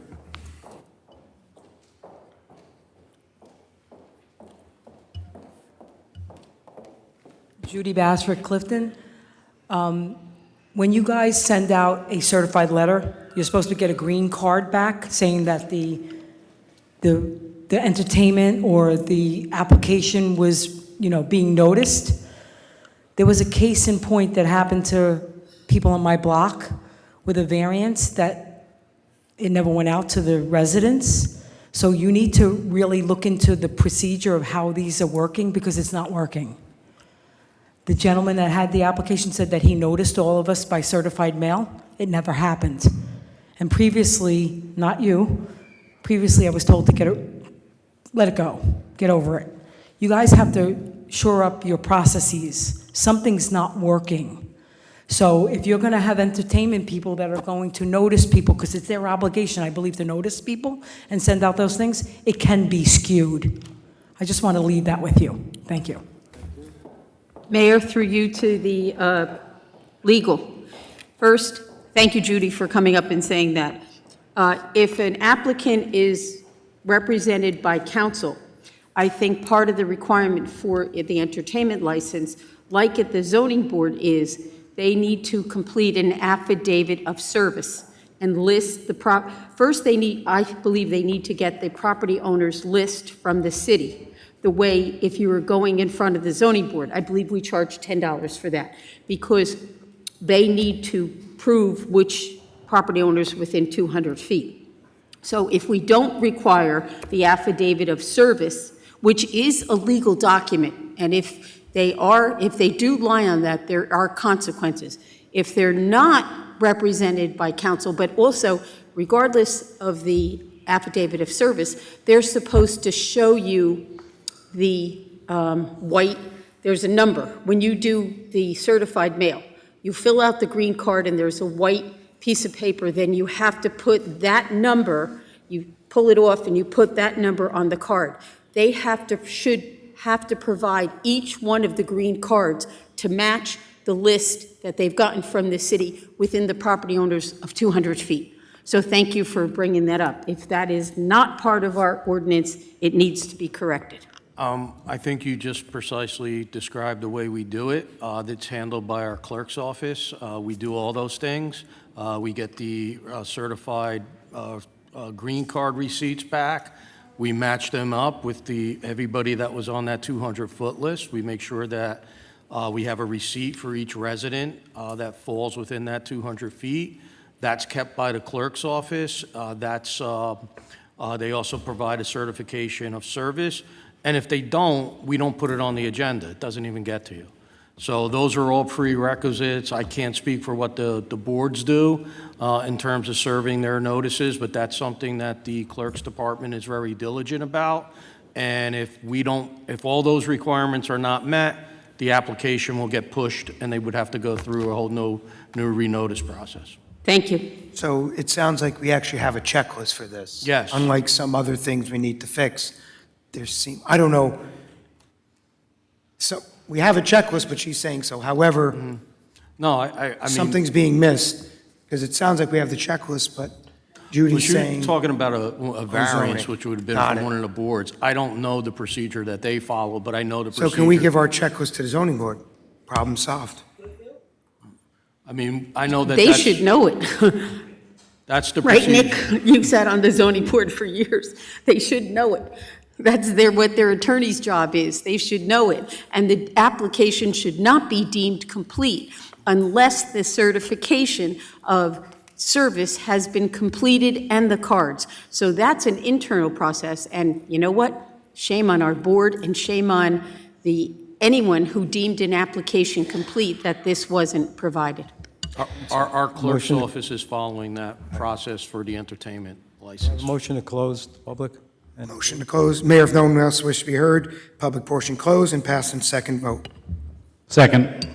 Roll call. Councilman D'Amato? Yes. Councilman Gibson? Yes. Councilman Kalojay? This is on entertainment, not zoning?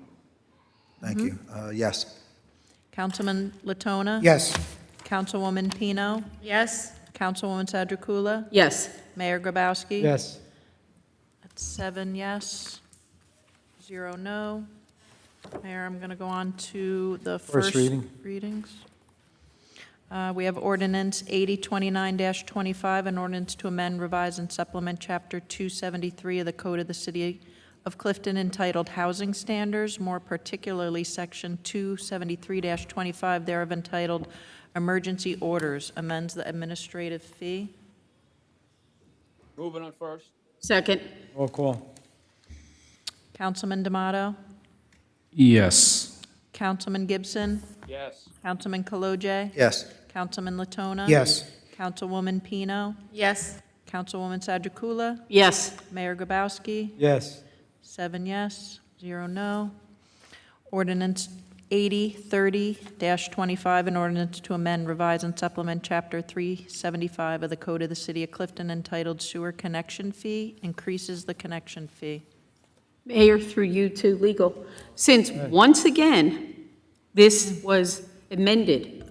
So last time, since it was amended, this reading was supposed to be on for second reading, and now it's on for first reading again. But since it was amended once again in the work session, doesn't this have to be pulled so you can put that? That's a major change. No, we can let it, go ahead, Andy. Sure. So this ordinance was previously voted down, not amended, and that's why we had to start over. So tonight it's being introduced on first reading, which technically is by title only. So we can amend and have on for second reading the version that we discussed those amendments. So we don't need to re-advertise the first reading. And I know the public can't speak on it because it is first reading. Can you please explain to the public what the change was in the work session? So in case the public wasn't aware of it, then we'll now understand. Sure. So we're talking about the sewer connection fee ordinance.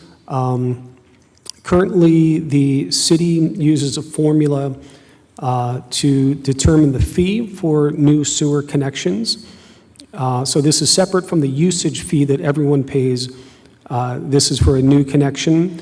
As amended, this ordinance will apply to those new connections, such as if there's a vacant piece of land, you're building a new home, and you need a new sewer lateral to connect to the main. It would apply to that situation. It would also apply to anyone who's expanding an existing home. So you have a two-bedroom home, you're making it a three-bedroom home. This fee would charge part one, because you're adding a bedroom. Part two, there'd be a fee based on the total new square footage added to the home. And combined, those two numbers would be your sewer connection fee.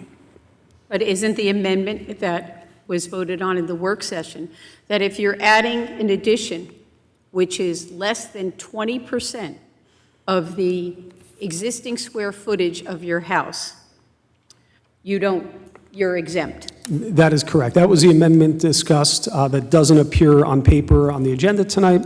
Exactly I'm as the sorry, does that council. mean you're exempt completely from anything? So the old one, you still paid something.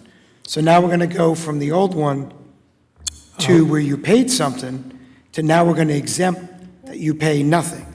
That is what I took away from the discussion in the work session, was that if the total new square footage was 20% or less, you would pay zero fee. So, So if you have a 5,000 square foot house, 20% is 1,000 square feet, you're exempt. so you were paying, and now you're going to go not Now paying. you're not paying. But this is to protect the little guy. But a 10-point tax increase is supposed to protect the little guy too. So once again, we've taken something that was supposed to be based on the number of square footage. So it's the same way with a building permit. Your building permit is based on the cost of your addition. But here now we're just exempting people. So if you have a 1,000 square foot house, 20% is 200 square feet. So who are you hurting here? The little guy? No, you're helping the guy who has a 5,000 square foot house and wants to put in a 1,000 square foot addition. You're helping him. You're not helping. You're hurting the little guy. You're not helping. It's ridiculous, but whatever. Mayor? Yes, Bill. So let's come up with a solution to it. I get the concept, Mayor, but let's come up with something. The solution, Bill, was the way the ordinance was presented, not this exemption that Fakakta came up in all of a sudden at the last minute, this 20% exemption. That's the problem. Vote on it the way it was, not with the exemption. So I will make a motion, since this is resolution, this is ordinance, first reading, as is, no exemption for 20%. And now that I find out that you were going to go from paying to actually not paying, and again, to my colleague, we got our packet last week. He could have called us. He could have called and talked to the zoning officer, the city engineer, the administration. We wasted 30 minutes because he decided to throw a hand grenade on something we've been working on for so long, putting everything together. So here we are wasting more time, changing something that my colleagues could have done what we did, looked into it, had our questions answered, and not waste the public's time. And here we are causing the chaos, the same pattern. Are you seconding my motion? So you're moving Second. the existing ordinance the way it is? No, as amended. As amended, now Bill, exempts. wait. Yes. Don't talk for Bill. Yes. Bill, Don't talk for Bill. It Bill? goes through the chair. Bill, are you order. moving it Point on? of order, it goes through the chair. It is inappropriate for you to address the Well, I councilman didn't directly. see you asking for the chair. Well, all right, Bill, go ahead. All right, because this information has been brought up, and I like the concept of helping the little guy, but if we can't come up with a solution or a formula, then I'm going to make the motion to move it on first as the original motion. And as it is in writing right now, I will second that. No exemption of 20%. Okay, we'll have a roll call. Councilman D'Amato, Yes, to the ordinance as written. Councilman Gibson, Yes. Councilman Kalojay, I can't hurt the little guy, no. Councilman Latona, Yes. Councilwoman Pino, No? Councilwoman Sadrikula, Absolutely, yes. Mayor Grabowski. I can, I like the original, what we changed it to, so no. 4 yes, 3 no. Ordinance Yes, sir, carried. Billy. Mayor, if, and I am talking to my colleagues, if somebody can come up with a solution to make it so we can help the little guy, I am completely in favor of that. But as it is right now, no one's coming up with a solution. So we have to do that. But let's Good. let's think about it. And if it comes up, let's do it in the future. Okay, Councilman Kalojay. You know what, Mayor? I'll save it for my council privilege, because what just happened to it just now is a little disturbing to me. Okay. Mayor? Yes. Just so that we have direction, we also discussed putting something in there, earmarking the funds that we receive from this for the sewer utility. We're going to put that in. Does anybody have an objection to that?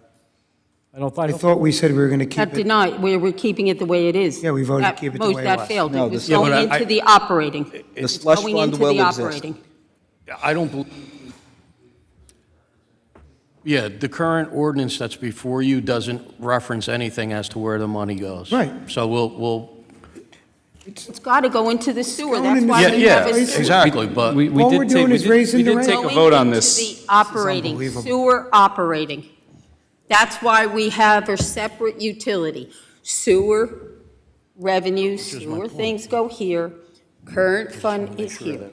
This is raising fees in sewer, so it goes over here.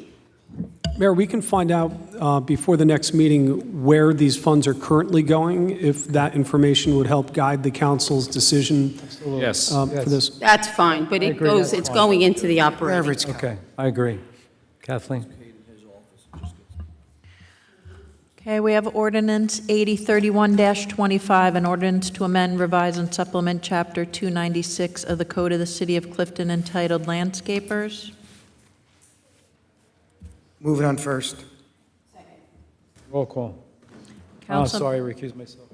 Councilman D'Amato, Yes. Councilman Gibson, Yes. Councilman Kalojay, Thank you for changing your minds all. Yes.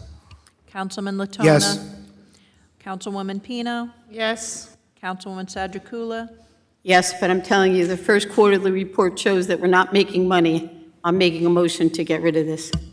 6 yes, 1 abstain, ordinance passed. Second reading will be at the next meeting on. Oh, wait, I do have a question for that, and this is to administration. I understand you get free tickets, like if you bring grass, then you get a free ticket to dump Over. leaves. It's over. That has all still been been in, fixed. that's still going on this year, or is that going to start next year? The existing system will run through the end of this year. The new system that eliminates those free tickets will start as of January 1. And when will this fee structure start? January 1. So we'll lose money for the rest of the year. The rationale was that people purchased the permit for a year period, so we felt that it was best to allow them to get what they paid for, I guess. So, Mr. Odo, are all current landscapers going to be grandfathered? Or are they going to start paying the new fee once the ordinance goes into place? Every landscape, there's no grandfathering. Well, January 1, this is the rules for This is the rule. So everyone. there'll be no grandfathering. So on Correct. January 1st, all current landscapers will not be grandfathered. Everyone's going to be... Thank you. Correct. Appreciate it. Okay, these ordinances will be published in accordance with the law.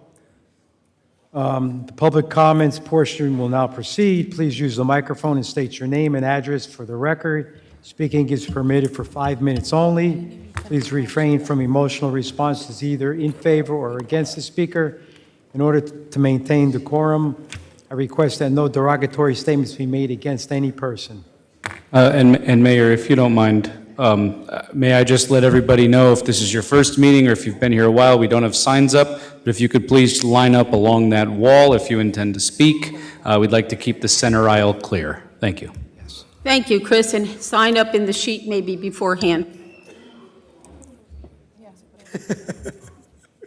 Good? We're good. Got that out of it? Oh, Joseph C. on the Lakeview section. These are my personal views, opinions, and thoughts. I don't speak for or represent the Clifton Board of Education or any board or committee in any capacity. 10 to 9 and you're just getting to the public. If you guys could stop bickering so much, guess what? You'd get the meeting done by 8 o'clock. Shame on all of you for making all of us wait. I got up at 6 o'clock in the morning to go to Sloan Kettering today. I'm exhausted. I'm gonna read, I'm gonna go home, watch the rest of the meeting, and cry over what you're doing to my city. So it's been a while since I've been at the meeting. Work and life get in the way.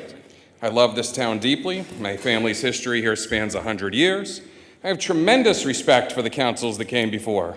However, it breaks my heart to see the current council, elected to represent us, the citizens, failing to work together for the collective benefit. How does it feel over and over to see on Facebook or wherever you see it that you guys are being labeled the worst council in our history? I know many of you personally, and several of you I consider personal friends, and others have disappointed me, but I'm the jerk for that. That's why this situation is so disappointing. I've witnessed inconsistent enforcement of meeting procedures. When certain people speak without requesting the floor, they're immediately shut down. That rule doesn't apply equally to everyone. When somebody's speaking, they'll be shut down, but somebody else won't be. Selective enforcement undermines the integrity of meetings and erodes public trust. Poor Bill. Bill, it's good to see you. You look great. You were trying so hard to get words in tonight, and they were too busy bickering, you couldn't even get out what you wanted to say. And so many times I saw you, you didn't even get the chance to speak. So maybe have some respect for Mr. Gibson and stop and say, hey, Bill, would you like to add to this? Because we're too busy bickering to hear you. Instead of constant bickering, why not focus on productive solutions?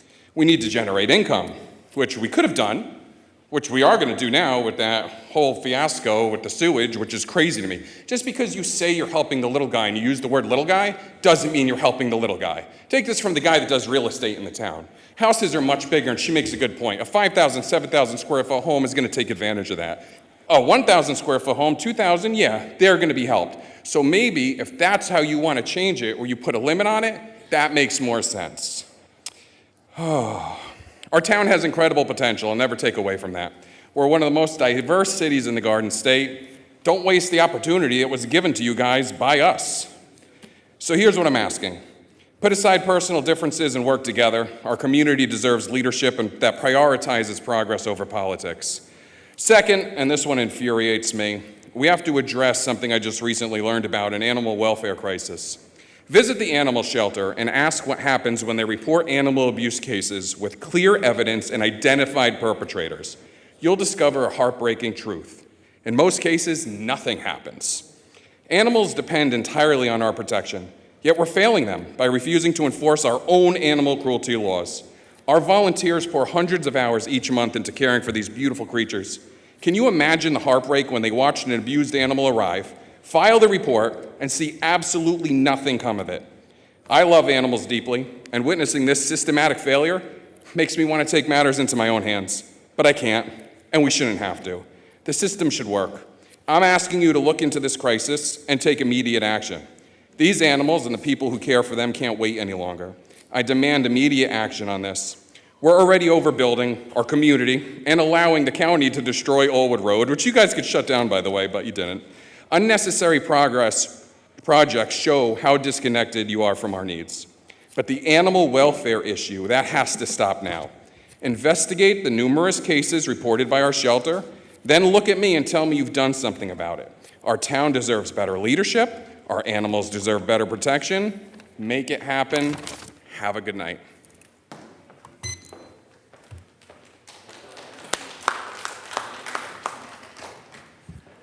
Good evening, Gary Perino, Clifton. Bill, it's good to see you. I was looking up in the silver screen over here. I thought it was Robert Redford up there. You're looking good, and I can't wait if you come into the by Zoom to the Traffic Safety Council. The guy who's telling me about your mustache, I really enjoy it. Oh, I like your mustache. It came out good. thank you. It comes off, but anyways. It just hit me.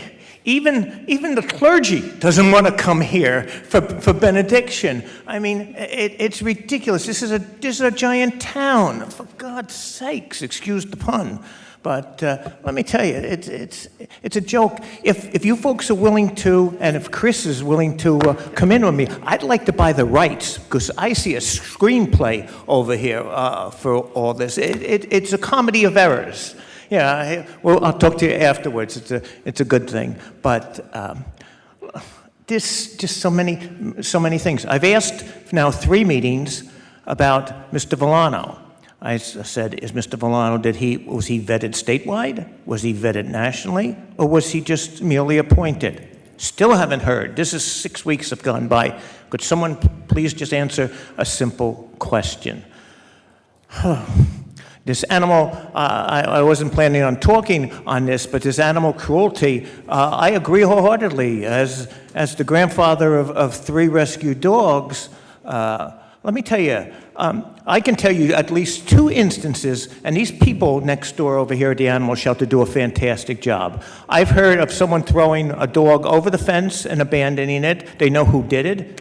Nothing gets done. I heard of a cat's being just left there by a former city employee. They have the videotape of this. They have the license plate number. They know who it is. And we have a wonderful officer that's in charge over here for all of the animal cruelty. The animal control people wrote a beautiful, beautiful indictment against this person. It goes to the county prosecutor, and the county prosecutor says, oh, it's an animal. Oh, no, we're too busy. We can't do it. I would like someone up here to make a resolution tonight, or to have the county prosecutor come here, and let's discuss this in camera, in person, and I'll be the first one to address them. So if someone will make a recommendation tonight and second it, that's something that definitely has to be done.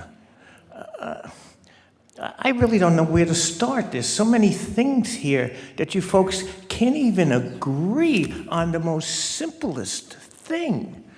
When are you going to move on this, on the business of this city?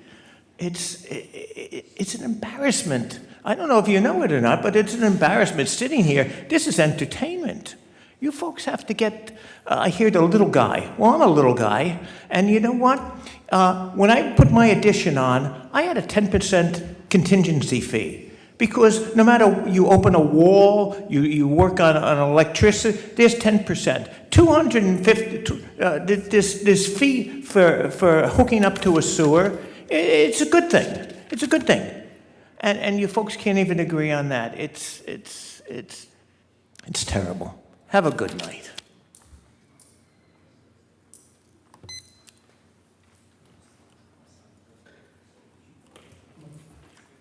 Good evening. Nick Valicki, Woodlawn Avenue, Clifton. Members of the council, ladies and gentlemen in the audience, everyone watching at home, and Bill, especially to you. Welcome back. Nick, thank you very much. You're very welcome. You know, I do have a prepared statement here that I'm going to be reading, but I just want to say, I may not always agree with what you guys do, but I respect each and every one of you for being here. I respect you for giving your time and for doing what it takes to make this city go. Too often, this is called entertainment. This is called, Tuesday Night Live. This is called whatever. This is a serious public meeting, and when people get up at this podium to speak, they should be speaking about things that are serious to the community, things that make a difference. With that said, I want to take a moment to recognize the support Clifton has received thanks to Senator John McKeon's leadership. Very often, individuals will come up to this podium and say, we get nothing. We get nothing from the government. We get nothing from the state. Well, in fiscal year 2026, the budget, the senator secured $500,000 for City Green's Good Food Bucks program, ensuring that families can continue to access healthy, affordable food. I don't think anybody knew that. In fiscal year 2025, he delivered $150,000 to our outreach division for a new bus to serve seniors and residents with disabilities, and $300,000 for the Stewie the Duck Swim School, which will provide water safety classes to disadvantaged children. It was also the prime sponsor of legislation that brought Clifton $1.4 million for improvements at Maine Memorial Park, a significant investment in our community's recreation and open space. And beyond the budget, his campaign has supported local causes, including the Botany Village Summer Concert Series, which has taken place over the past 2 summers. These investments, whether in food, security, transportation, children's safety, or our parks, show a deep commitment to Clifton on behalf of our state senator. On behalf of our residents and the Democratic Club, I want to thank Senator McKeon for helping make our city stronger and more vibrant. Thank you.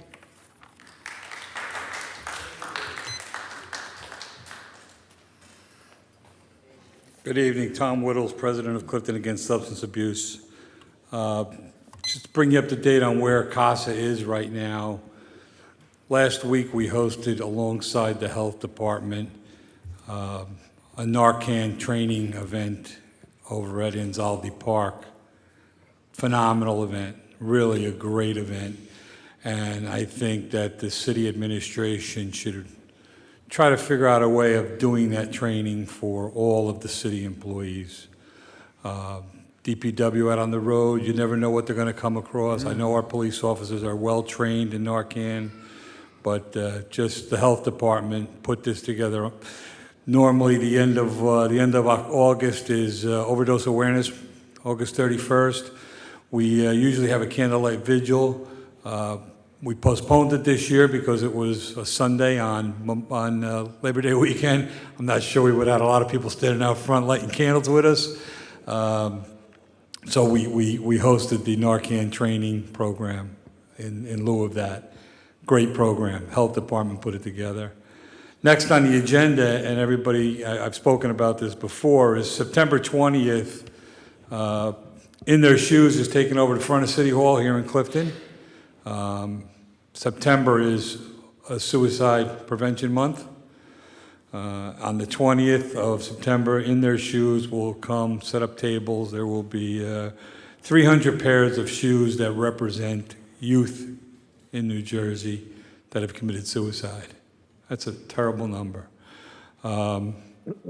We are going to, from 11 to 2, we're going to be in front of City Hall. It will be a huge event. Mr. City Manager, I'll be scheduling an appointment with you and Mr. Beagle in the very near future to just go over all the particulars. But we've been meeting on this for about 7 months now. We had a meeting today, and it's going to be a good event. I spoke to the mayor about it today. The mayor will be one of our speakers. But it's really to get the message out that suicide is real, right, Billy? We know it all too well. Yes, sir. But I want everybody, I'm going to leave some of these flyers with the city clerk, but I've given them out already. I know that they're on the table out front. I just would hope to see everybody here on Saturday, September 20th from 11 to 2 in front of City Hall. Thank you. Question.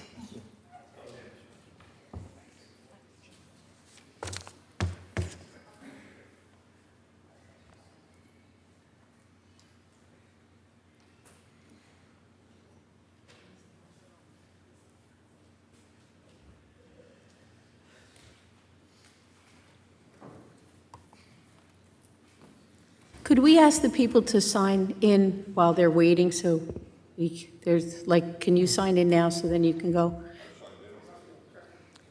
Okay. Henry Chelazinski, Clifton, New Jersey. First of all, Joe Lunchbox, the little guy, he can't afford a 5,000 square foot house. He's lucky to struggle through a Dudiac Cape up in Maple Valley at 1,000 square foot or less. If I was building a 5,000 square foot house, I could afford the sewer hookup fee because I'm not putting in a sidewalk because the city doesn't make me put in a sidewalk and they don't enforce their own goddamn ordinance. Now, good evening, Mayor, Council, City Manager, and fellow citizens. I'm happy to see that the city finally has a budget just in time to start on the 2026 budget. With that in mind, I offer these thoughts for the coming year. I realize and I hope my fellow residents realize that for approximately 30 years, a wolf in sheep's clothing was among us and failed the taxpayers miserably. When one trades political patronage and sweet developer deals under the mask of efficiency, eventually the bubble has to burst. Well, it burst big, and now we're faced with a significant increase in taxes, and most likely we will face the same problem in 2026. An appropriate tax increase during the preceding 30 years would have softened the blow. We talk about layoffs, but remember, during the Great Recession of 2008, we laid off a good portion of our workforce, and to this day, the city workforce has not recovered. The fire department TO is down, police is down, DPW is decimated, City Hall is and was desolate. I'm going to throw out a few ideas here to save some money and improve productivity. One, stop hiring outside contractors to do work that can be accomplished in-house. If our engineers don't have sufficient qualifications to do certain work, send them back to school at our expense so we can benefit from the cost savings of in-house work. The striping guys is a perfect example. We used to have our own guys. They come do the crosswalk, stripe this, stripe that. Now you got to job it out and wait a year. Two, start a serious program in City Hall and DPW where mentors can train the future. This, however, will increase salaries, but the benefits, I feel, will surpass the cost and increase productivity. Hire people. There is a point where you can cut personnel, but then like you fall off a cliff. Productivity drops precipitously. Hire some people. Incentivize employees to do a good job and to further their skills and knowledge. Pay for worthwhile educational credits. Start doing employee evaluations and department head evaluations, not as a punitive evaluation, but as a tool to increase productivity and responsibility. And this one is simple. It saves only a couple $100. But quick nickels are better than slow dollars. The crossing guard at South Parkway and Passaic Avenue strictly crosses children going to a private school in Passaic. There is not one child that they cross that's going to School 8 in Delawana, the University of Delawana. Get Passaic to pay for the crossing guard, and by the way, Passaic pays their crossing guards better than we do. Or the school pays for it, or move the post 1 block north to Passaic. This was the wolf's political patronage at its worst, and the Clifton taxpayers are still paying the bill, amongst the other things that the wolf has done. And 7, get rid of recycling already. I'm tired of talking about it. Take a drive through Rosemar. What ends up in the garbage that we end up paying for in the tonnage that shouldn't be there because nobody will grab the bull by the horns, go out and be the recycling police. In fact, we used to have a recycling police. On the QT, on the sly, obtained a couple orange stickers, put them on a few random garbage cans, and our garbage men just ignore them, throw them in a truck. What good does it do? Somebody has to tell the garbage contractor to get their act together too, because we're paying the tonnage on this. A glass bottle weighs a lot. A couple of paper plates, a lot less. Thank you very much. See you in 2 weeks. Okay. Don't laugh, I got my wife's glasses. I had to grab them. Not that I could see anything.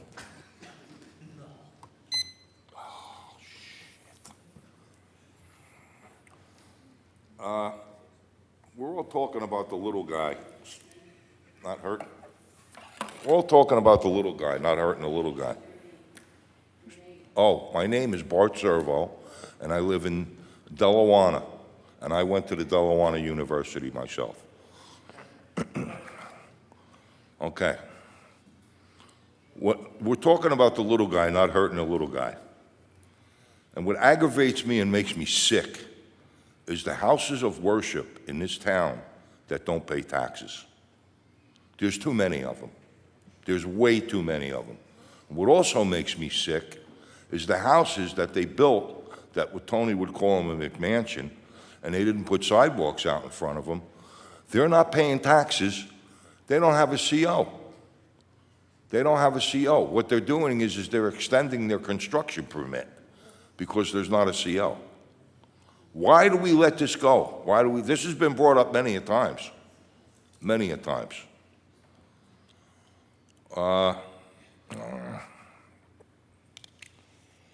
You know Myrtle Ave, we call it Albino Village. You know where Albino Village is, down in the hole? They got a Tesla down there that fixes Teslas. Now I got car carriers coming up Delawana Ave, 10, 11 o'clock at night, they're empty. Shaking and rattling and rolling, man. They make a lot of noise, okay, when they're empty. They go down there, they fill it up with cars, and then they come back up Delawana Ave, and it's actually a residential zone. They really shouldn't be in there after the trestle. And the houses are starting to shake. Now, this has happened once before with the buses, and what was happening is the sewer was collapsing underneath Delawana Ave, and they had to dig up Delawana Ave, they put a new sewer line in. This is about 25 years ago. This happened with the buses. They made a big stink about it, and they fixed it. But these car carriers are ridiculous. They don't even have to come up Delawana Ave. All they got to do is go right along 21 and get on 21 and go to Route 3. That's the truck route, not to come up Delawana Ave in the residential area. The other end of Delawana Ave is commercial, but they can't get under the trestle. That's the problem. There's two bridges that they can't get under. So it's easier for them just to come up Delawana Ave. And it's not right. I mean, they really disturb everybody. I know they disturb the hell out of me at 11, 12 o'clock at night, them car carriers running by. And I forgot, I also like to thank Chris because he came down to Dunny Park with me and we did a little walkthrough. So I appreciate what you did, Chris, and the way we spoke and everything. Now the only thing is we got to get some stuff done. It was all good talking about it. Just pulling weeds and putting some mulch down, that don't cut it. But thank you, anyway. And Gary came down too, but that was before Chris. I gotta see what else I got here. I should get extra time because I can't see good.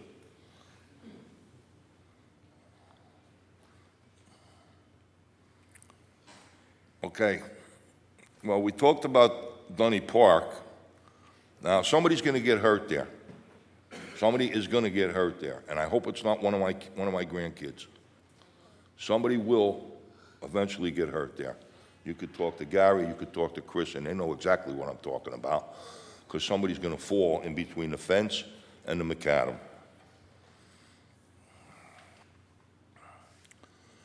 And I still haven't heard nothing about a dog park. We getting a dog park? I mean, the money that you spend on these pickleball courts is ridiculous. There's pickleball courts all over the place. You put a brand new pickleball court in Dunny Park, you put a beautiful black fence right up next to another fence that's fallen down that goes around the playground. Have you been down there, Ray? You ought to take a ride down there. I mean, I see you riding around. You ought to take a ride down there, man, and take a look at it, because it's really bad. I understand, you want to fix up all the other parks, because everybody forgets about Delawana. Everybody forgets about Delawana. I don't care what you say. All you do there is dump. That's what you do. You dump snow, you dump dirt. Another thing, you're talking about ordinances and fining people. Now, for 3 years, 3 years, I put in emergency order to have sidewalks fixed. They're still not done. What happened with it? You guys don't back yourself up, man. You know, you say a lot. You talk a lot of bullshit, but you don't do nothing about it. Thank you.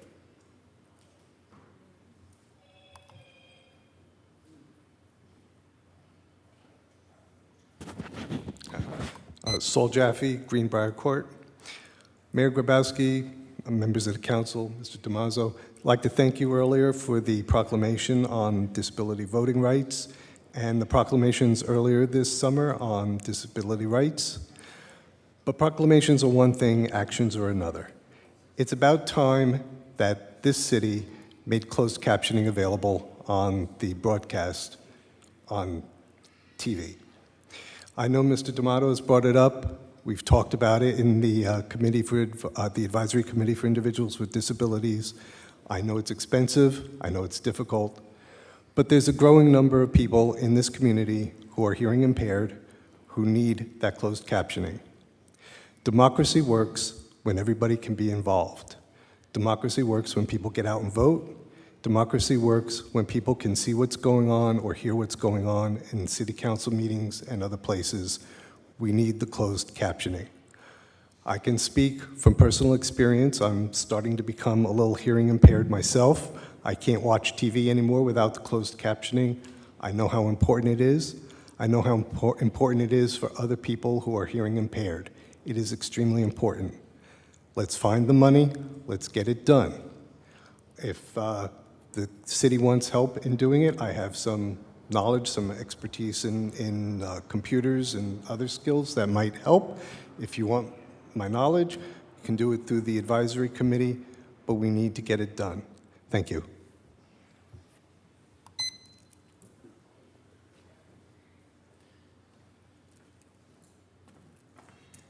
Good evening, members of the council, people of the city. Good evening, and thank you for hearing me this evening. So my name is Darren Miles. I'm here in Clifton. I voted for many of you, like you, most of the time. At times I don't agree with what's going on, but I think you guys got a tough job.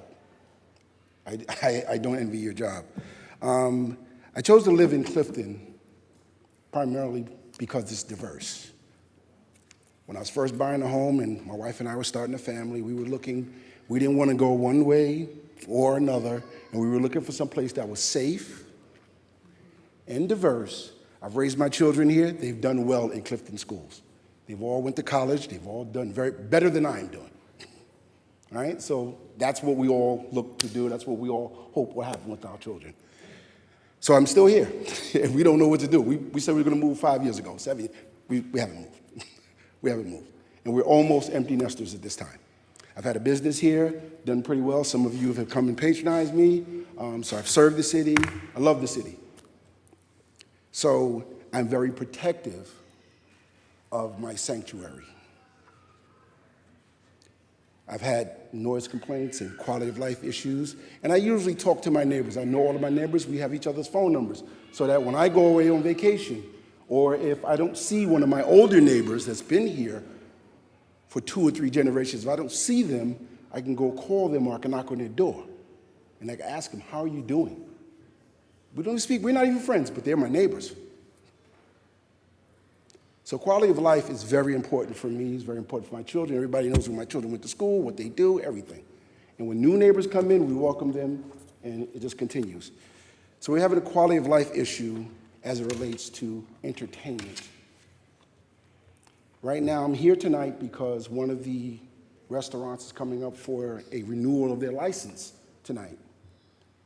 Now, I don't know if they have an entertainment license, but it seems like they're trying to introduce what goes on in other places, in other cities, that I don't want to be a part of. I don't want people in front of my house using drugs. I don't want to confront people in front of my house using drugs and then act as if they don't understand why I don't want them there. Or my neighbor's house, who's too old to confront people. And when I say, hey, your employees and your guests are using drugs and you have the music way too loud, like you're throwing a block party, and you act like you don't understand what I'm talking about when it's very, very clear. But I don't want to get into any confrontation, so I come here and I speak to you guys. The same people I've been trusting for years that, regardless of the ups and downs, have done my family well. All right, so when we look at the entertainment licenses, I know it's different for different businesses, but music that is just too loud and bringing in people from around other areas, I've called the police. They've argued with the police and said, well, we do it in this town this way, and nobody says anything. We're not that town. Whatever town that is, we're not that town. And that's why I live here. So I bring that to you. There are several businesses that are up for a renewal tonight. I don't know if they have an entertainment license. I know that you have to have a cafe license. I don't know if it's the same when I had one, where you couldn't block the sidewalk. Can't block the sidewalk. It's very strict. When I spoke to Dan at the zoning office, we went over it line by line in the book to make sure. For parking, I came and got came for the zoning meeting and everything. So I play by the rules. I play by the rules, my family play by the rules. I don't want people from outside coming in and making a worse quality of life situation for me and my family because they don't want to play by the rules and then they want to leave and go, or invite people in that don't respect our town. So my wife was here the last meeting, I believe, and we'll see, probably had a chance to meet her, so we know what we're talking about. For most of us, we know what we're talking about. Have any questions? Which location were you talking about? We're talking about LP Young. It's on the agenda today. Say again? I'm just telling my colleagues, it's on the agenda today. Yes. Yes. So I welcome businesses and for people to thrive. Everybody should be able to thrive. That's why we're in this town. But they shouldn't make it where someone else doesn't have quality of life, and they should be a good corporate neighbor. That's all I have to say. Thank you for hearing me this evening.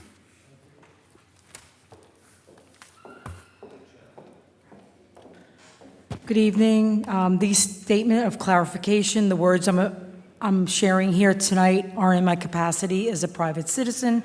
They do not represent the Clifton Board of Education or its individual members, but are simply my own personal views and thoughts. Good evening, Council. Councilman Gibson, we're all continuing to pray for you. I want to clarify something I said earlier. In the past, some entertainment licenses were not handled correctly. From my own experience as a household, never received a certified letter notice, the green card. When I questioned it, I was told that a card with my signature for my address existed, yet no one in my home had ever signed for it. If that happened at a zoning change, it could happen for an entertainment license. So that's why I got up to speak about that. It's something you need to look into. It's important that the process is followed. Every resident within 200 feet is notified, that every CAD report be pulled for an entertainment license. And when the Clifton Police Department makes a recommendation not to renew that license, that every one of you up here, regardless if you're friends with the entertainment owner or not, honor the Clifton Police Department, because they know what's going on, you don't. Makes me mad that we change rules as we go. That recommendation should be honored. I am encouraged to see our new attorney is already addressing the process, so I'm pretty okay with that now, so I know it's going to be handled, Tom. Thank you. Sorry I didn't articulate that better before. The real reason why I'm here, to switch notes, is I want to invite all of our Clifton family to the September 11th of Remembrance at City Hall, the one at the evening at 6 p.m. for the community event. This evening is not about politics. Please, no campaigning or distributing materials. It is a time for us to come together as a community to remember the lives lost 25 years ago, honor the bravery of our first responders, and reflect the resilience that carried us forward. This tradition reminds us that even in the darkest moments, Clifton stands united. Whether you offer a prayer, read a poem, share a memory, or simply stand there in silence, your presence matters on 9/11. I hope you'll join us all for September 11th at 6 p.m., rain or shine. We will remember, reflect, and honor together. Thank you.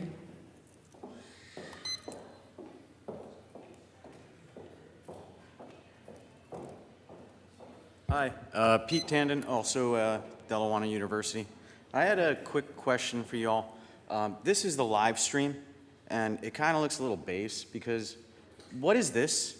Like, why is it letterboxed and then letterboxed again? Can you guys go talk to the nerds upstairs and get that fixed?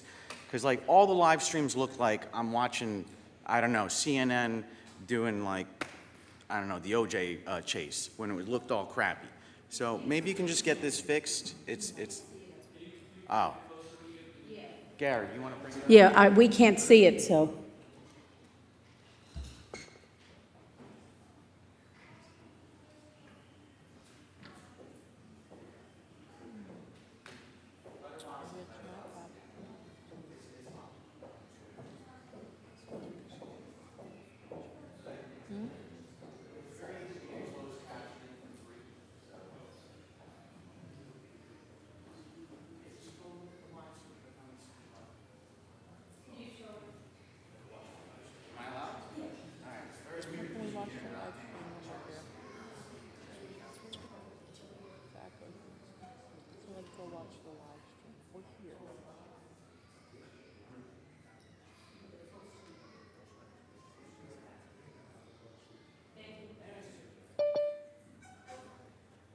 Thank you.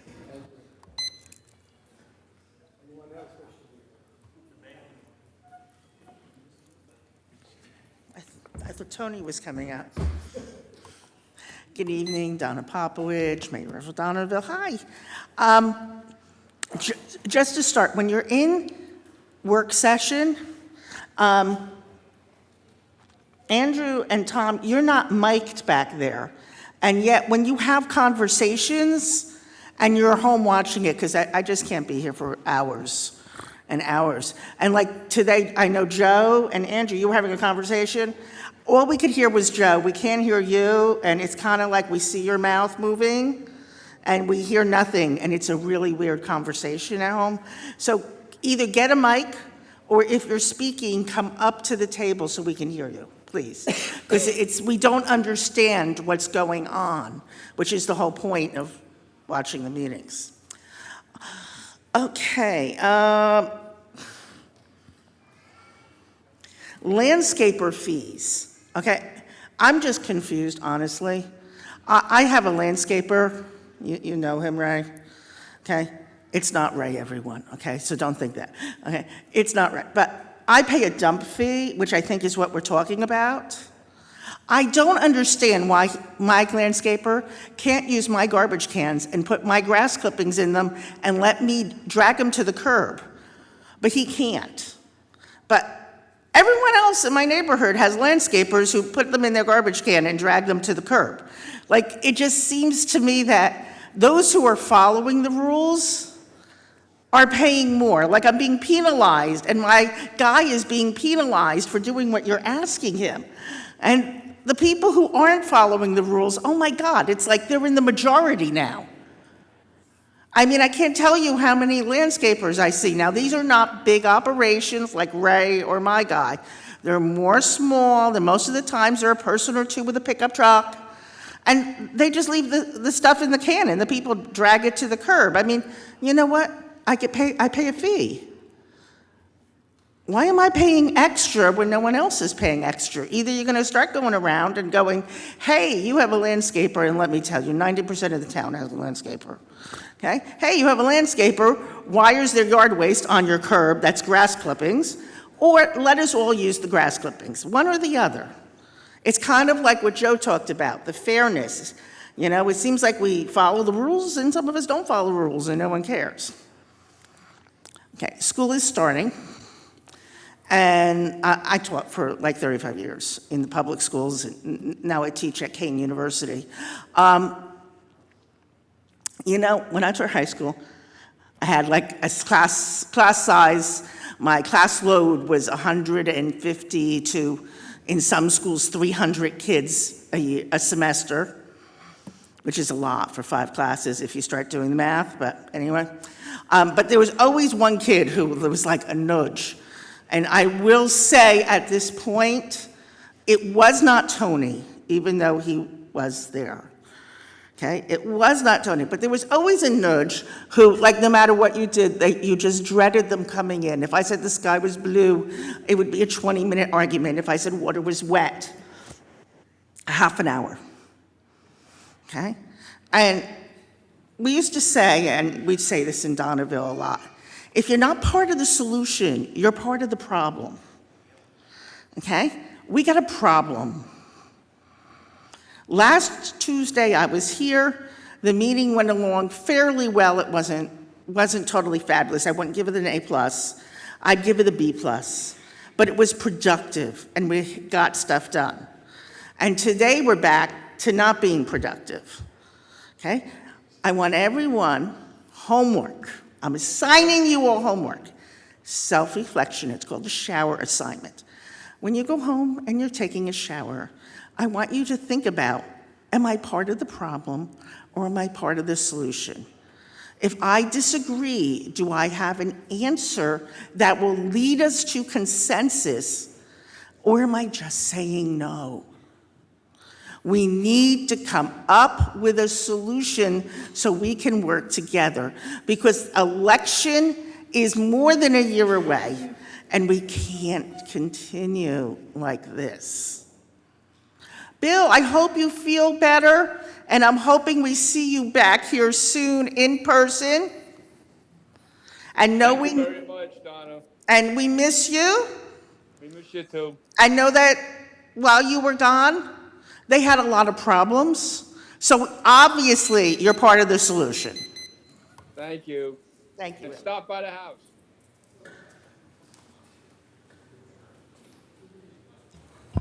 Anyone else wish to be heard? Oh, wait, we have someone on Zoom.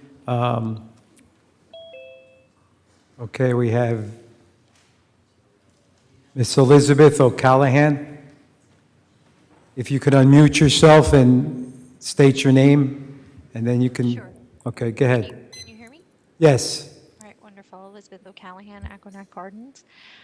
Good evening, City Council. Mayor Grabowski. As someone who values integrity and follow-through, I believe it's essential to not only raise concerns, but to also acknowledge when those concerns are heard and acted upon. With that being said, I would like to personally thank City Manager DiMarzo and Councilman Latona for taking the time to listen and thoughtfully address the serious concerns that I brought to the council, both which have been raised over a year ago, more recently, just 2 weeks ago. Your willingness to engage with us in our own community, using kindness, maintaining respect, and genuinely caring has truly meant a great deal to us. I've always believed in the importance of bringing issues to the table, but I equally value working towards real collaborative solutions. Most importantly, I deeply appreciate that you are not afraid to step into the community and truly meet with the people of this city, people who care deeply and have very much to offer. That kind of encouragement fosters real trust and lasting progress. Councilwoman Sarjikula, I want to extend my appreciation as well for keeping us on your radar and taking our concerns seriously. Councilman Gibson, it is wonderful to see you. May you continue to be strong in your recovery. Thank you. You're most welcome. In closing, I hope my experience serves as a reminder of the power of listening and acting with purpose. The community is watching. We are engaged and we're ready to contribute. We expect the same level of commitment from the leadership. Let's continue to move forward together, set aside the ego-driven distractions that arise, and commit to the kind of leadership that truly serves the people. Have a good night. Thank you. Okay, let's see, I think that's it. Is that all we have, Mike, or do we have one more? There is one more. Okay, if they could state their name and unmute themselves, I guess, if they're muted. You can state your name and address, and then you can continue, please.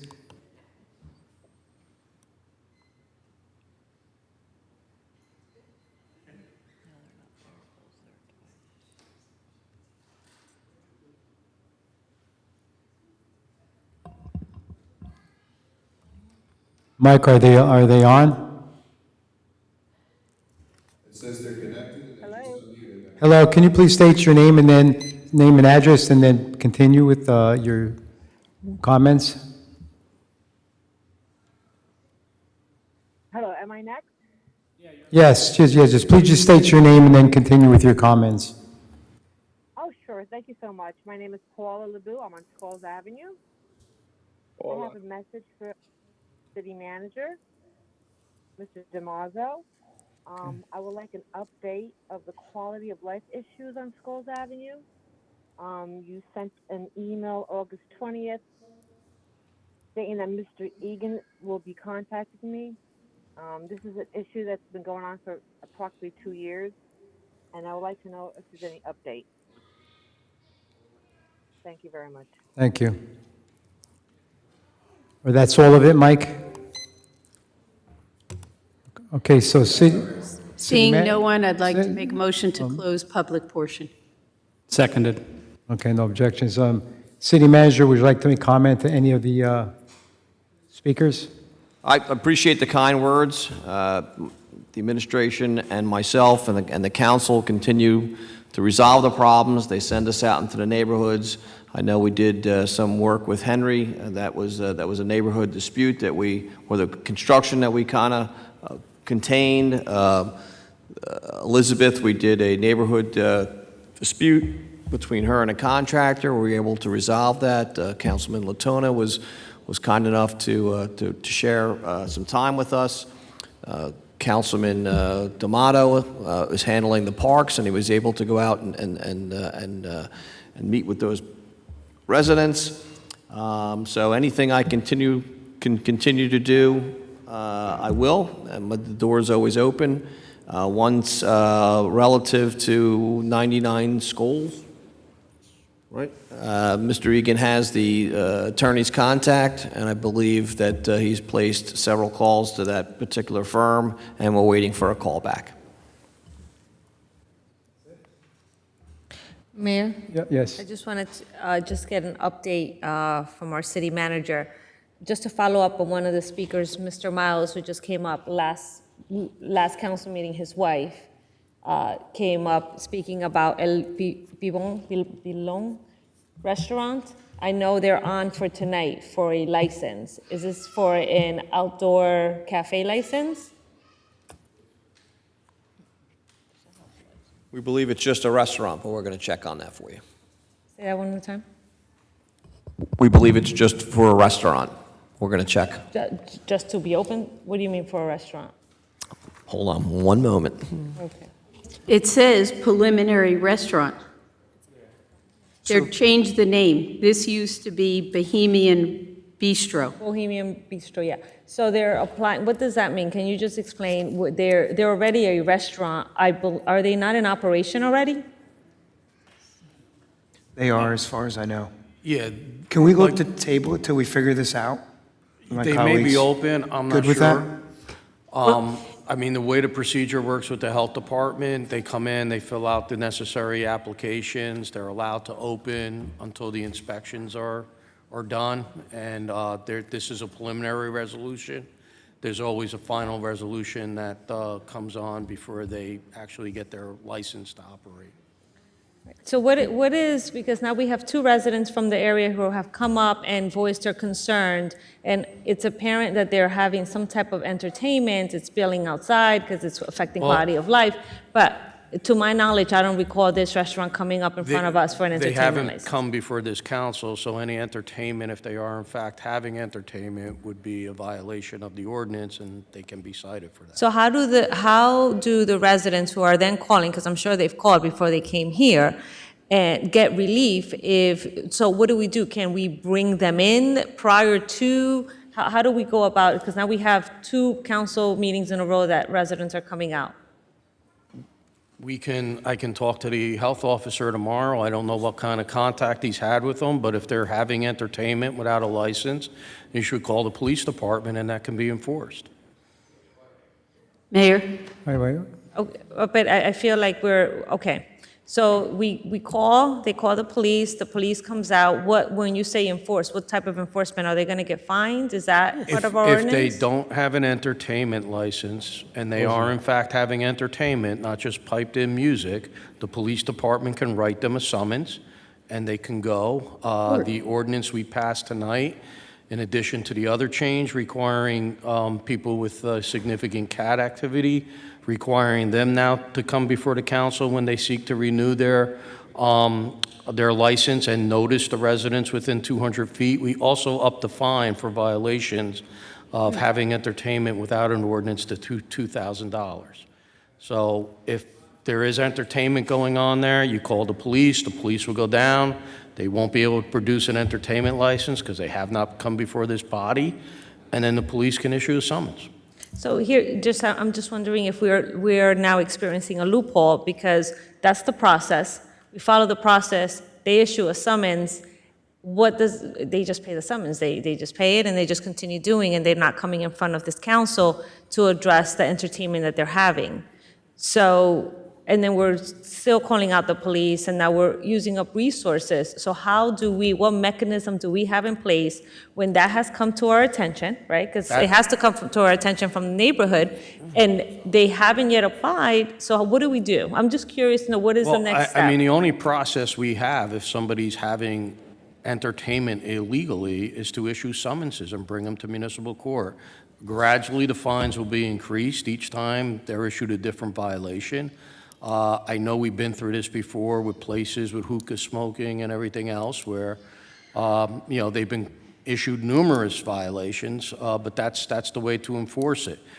We just put some more teeth into the ordinance by upping the amount that they can be fined up to $2,000, which is the maximum right now that we are allowed to fine somebody for a violation such as that. Mayor? Okay, I have a Councilmember. question. If this is in front of us now, and it says preliminary restaurant continued use, because as I said, had an old name and I guess they sold it or whatever, how have they been allowed to open as a restaurant if it's only coming in front of us now for approval? That's number one. Number two, yes, we are not the enforcement. We can't enforce. And it's funny because I hear people talking up here about enforcement, yet we had a previous application that came in front of us, lied in front of us, that was having entertainment. But because they contribute to organizations. Point of order, Mayor. turned Can we our please back. stay on topic So- because she's ranting again? Truth hurts. The So, truth yeah, hurts. I know. Yeah, Point of we're- order, we're- Mayor, Enforcement please. issue We're trying must to address a resident that's Council- waiting here. All right, Please. listen. The enforcement Please. has to come, you have to call the police. You have to get a case number. As our attorney said, every time you call and every time a summons is issued, the fine could go up. We also then could use that if they do come in front of us for an entertainment license. The CAD report will show that they've been operating and having an entertainment license without a license. So unfortunately, you do have to call the police every time there is entertainment, if it's going on, and get a case number, because then the case number, the city manager, who we can't get involved in police activity, but you can call the city manager and we can get that. Thank you, thank you. So that's the way you have to do it. Councilman D'Amato, because we go to privilege of the floor, so. Thank you. I had one quick question on this, and if you need time to form an opinion and get back to me, that's fine, because this might be a big question. But is there any legality to a hypothetical situation where if a place has enough of these summonses where they're operating an illegal entertainment over and over and over and over, that we can eventually step in and cease their operations altogether? Is that? I would have to check our code. I mean, I know that was something the health officer was looking to do with regard to the problems we were having with all the hookah establishments, was tie their food license to their operation and taking into account multiple violations. I know he was looking at one point to have something done to maybe be able to pull their license to operate altogether because of they're violating other parts of the ordinance, but I don't believe there's anything in the ordinance right now that would allow us to do that. If our health officer is asking for it, and this has come up, can we get an opinion on that? Yes, and while we're speaking of the health officer, he's watching at home, and he has just indicated to me via text that they did get a complaint of entertainment at this establishment. They did go out the first time that they went out. They witnessed entertainment, and they directed them that they couldn't have any entertainment without a license. And he hasn't received any complaints since, so if this is still going on, please let us know, and we can get the proper people out there to enforce. And I'll just add that relative to your organization, one of the recommendations that I'll be making is kind of centralize your code office. So you have each individual department has its own code office, and there's a disconnect between the conversation. So Animal House ordinances, nuisance ordinances, where they violate or revoke your mercantile licenses, we've put those legislations in other organizations and other municipalities. But the problem I'm seeing with your organization at this point is that you do not have a centralized code office, which makes it difficult to handle all those quality of life issues relative to one office. Okay, Councilman D'Amato, it's your privilege of the floor today. Thank you, Mayor. Yeah, I did go out to Delawana, and I want to let the folks in Delawana know that you have my attention. No part of Clifton should feel unseen, unheard, and that park is a mess, and that's the nicer of the two parks in Delawana. So, three. There's some very bad safety. Four? Wow, okay. There's some big safety hazards there that are pretty dangerous. I wouldn't want my kid playing around in certain parts of that park. And, I don't know if it's quite ready for public consumption just yet, but I have spoken with City Manager DiMarzo, and we're concocting the skeleton of a plan that might generate some money for the city, some serious money, get Bart his dog park, and also help fund improvements for parks throughout Delawana. So more on that hopefully soon, but that is on my radar. Also, the animal abuse is unacceptable. If we do something dumb that hurts you people out there, you can come up and speak with us, but cats, dogs, birds, whatever, can't. So they need voices, they need advocates. So at the very least, Mr. City Manager, could we perhaps send an inquiry letter to the county prosecutor that we're getting more and more complaints about known animal abusers getting away with it, and maybe an explanation into their enforcement strategy, something to that effect? I'll second that. Yeah. Look, a lot of you came up tonight, and I could, if we had the 10 minutes we were supposed to have, I couldn't address it all. And this keeps happening, where I can't even get through the list of people who have come up and addressed these issues one by one.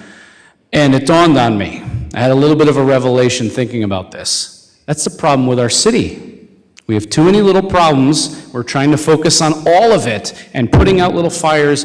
And I also, in the midst of this chaos, I hear your voice. I hear you calling for vision. I hear you calling for cooperation. So, your taxes are going up this year. You're going to be paying more, and that stinks. So you deserve more for your money, and I have to step it up. All of us have to step it up. So I've begun work on a 3-year plan for Clifton. May not be perfect, but it's something. I want public feedback when it's ready. I want feedback from each of my colleagues.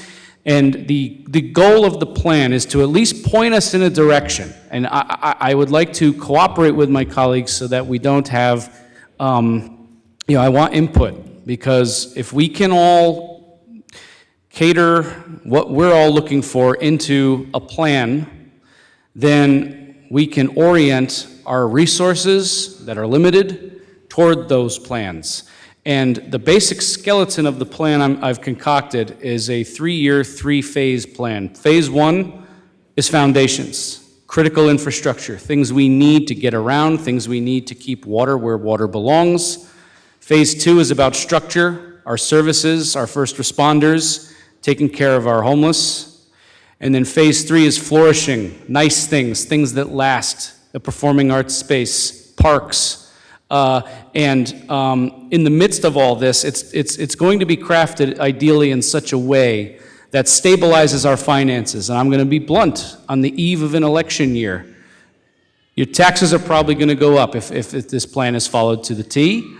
But I say that you would have a plan in front of you to look at and say, we're going somewhere, and if this works out, we're going to be getting something for our money.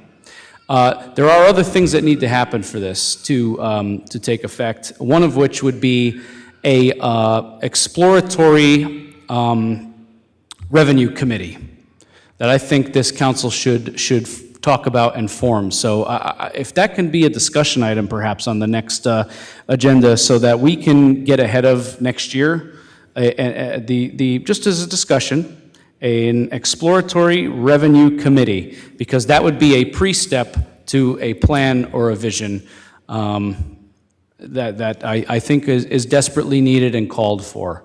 So keep an eye out for that. I'll stay in touch. Follow, if you look out for me on social media and up here, I hope to present it eventually to the public and to my colleagues for feedback, tweaking, and hopefully implementation. Thank you. Councilman Gibson. Hey, thank you, Ray. Okay, Bill.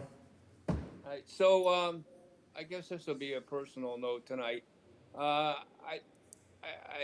be remiss if I didn't thank every single person. My colleagues, there's certain people on the that are my colleagues that have really helped my family out a lot, and it is so important to me, and I want to thank them so much. I don't know. I've received so many cards, and I have to thank every one of them. I have received Ro has sent me a chocolate cake today.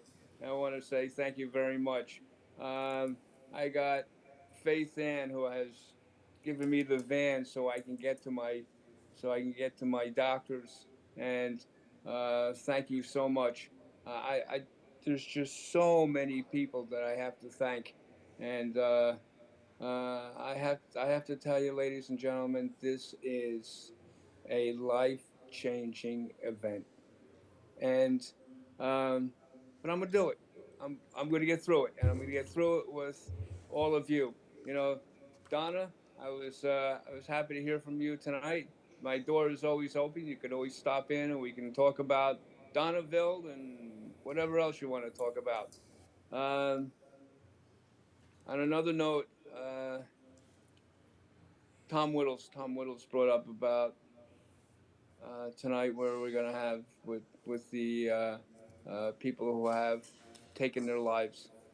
I had a partner, and I can't even get into it because I can't even talk about it.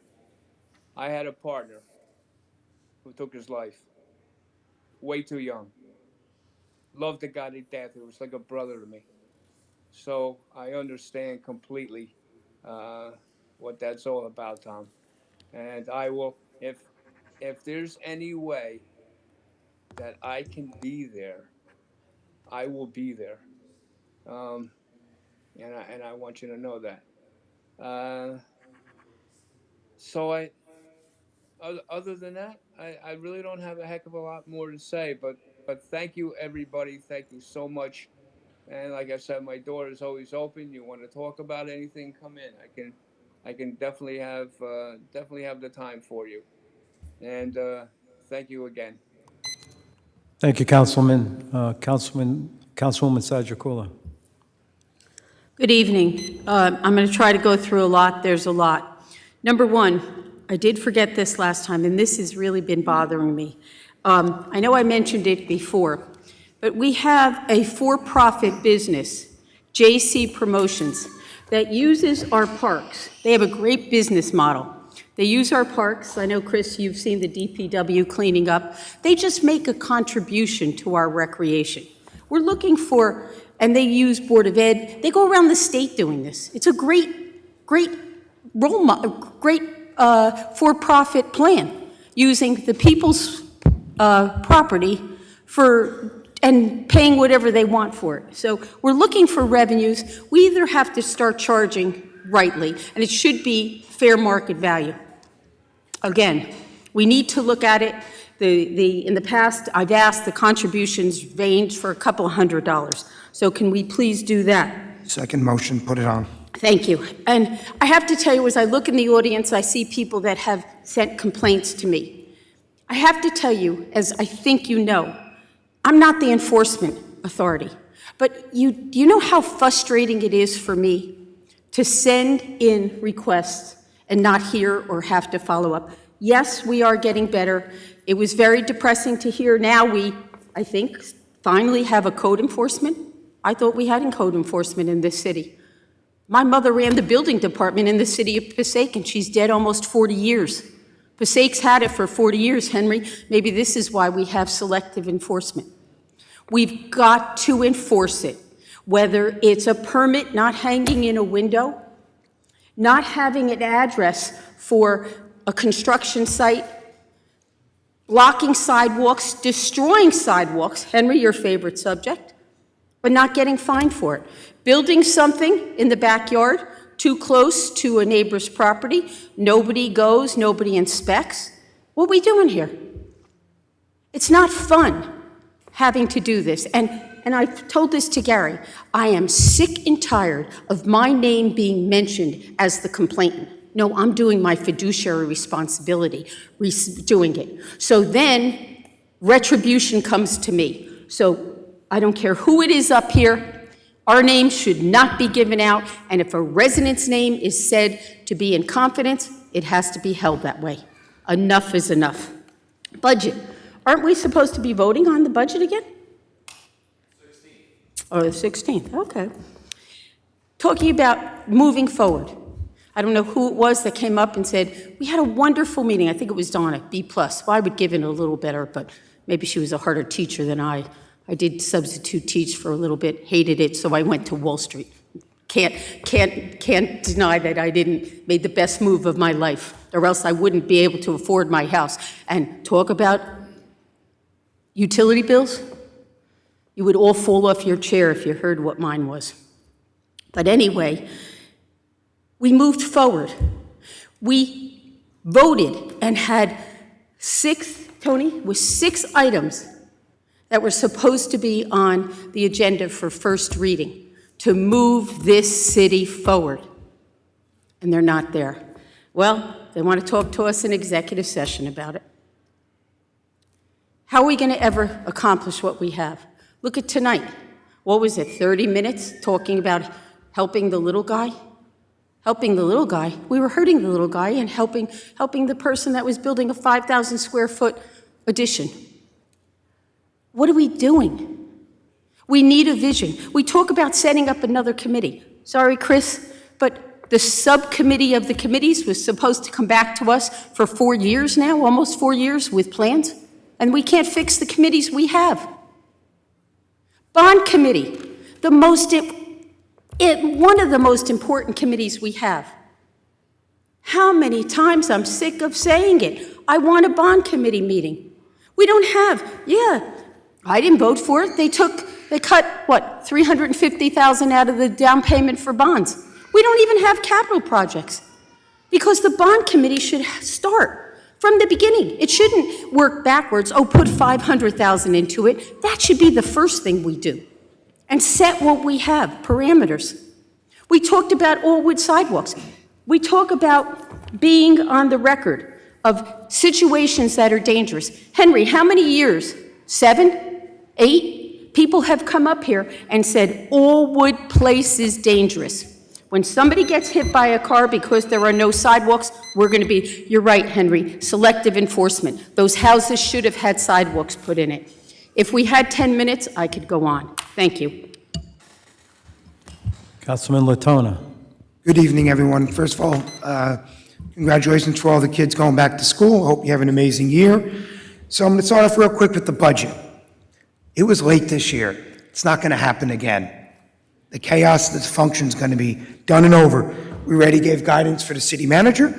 October, meet with the department heads. November, calculate a plan. December, before we go to Christmas, to the city administration, I want to this governing body a rough draft. I will make the motion right now.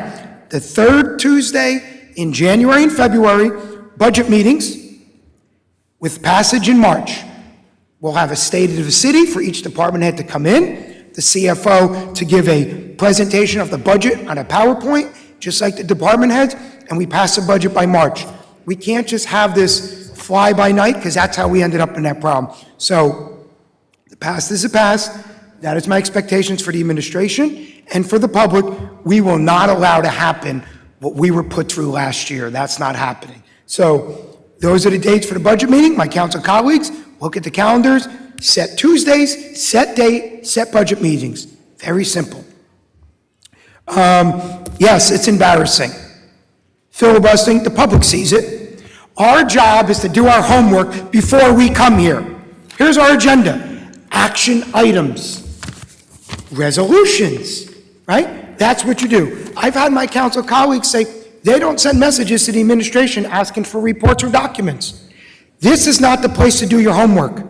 The administration will tell you, me and some of my colleagues send endless emails asking for documents and reports. Why? Because our job is, when we come here, not to waste the public's time. Our job is action, resolutions, solutions. So to my council colleagues, if you have questions, don't throw hand grenades, don't filibuster, reach out to the administration, reach out to the department heads. By the time it becomes the resolutions here, the kinks need to be worked out. Because look what happened tonight. Motion was made, just anyone under 20% exempt them.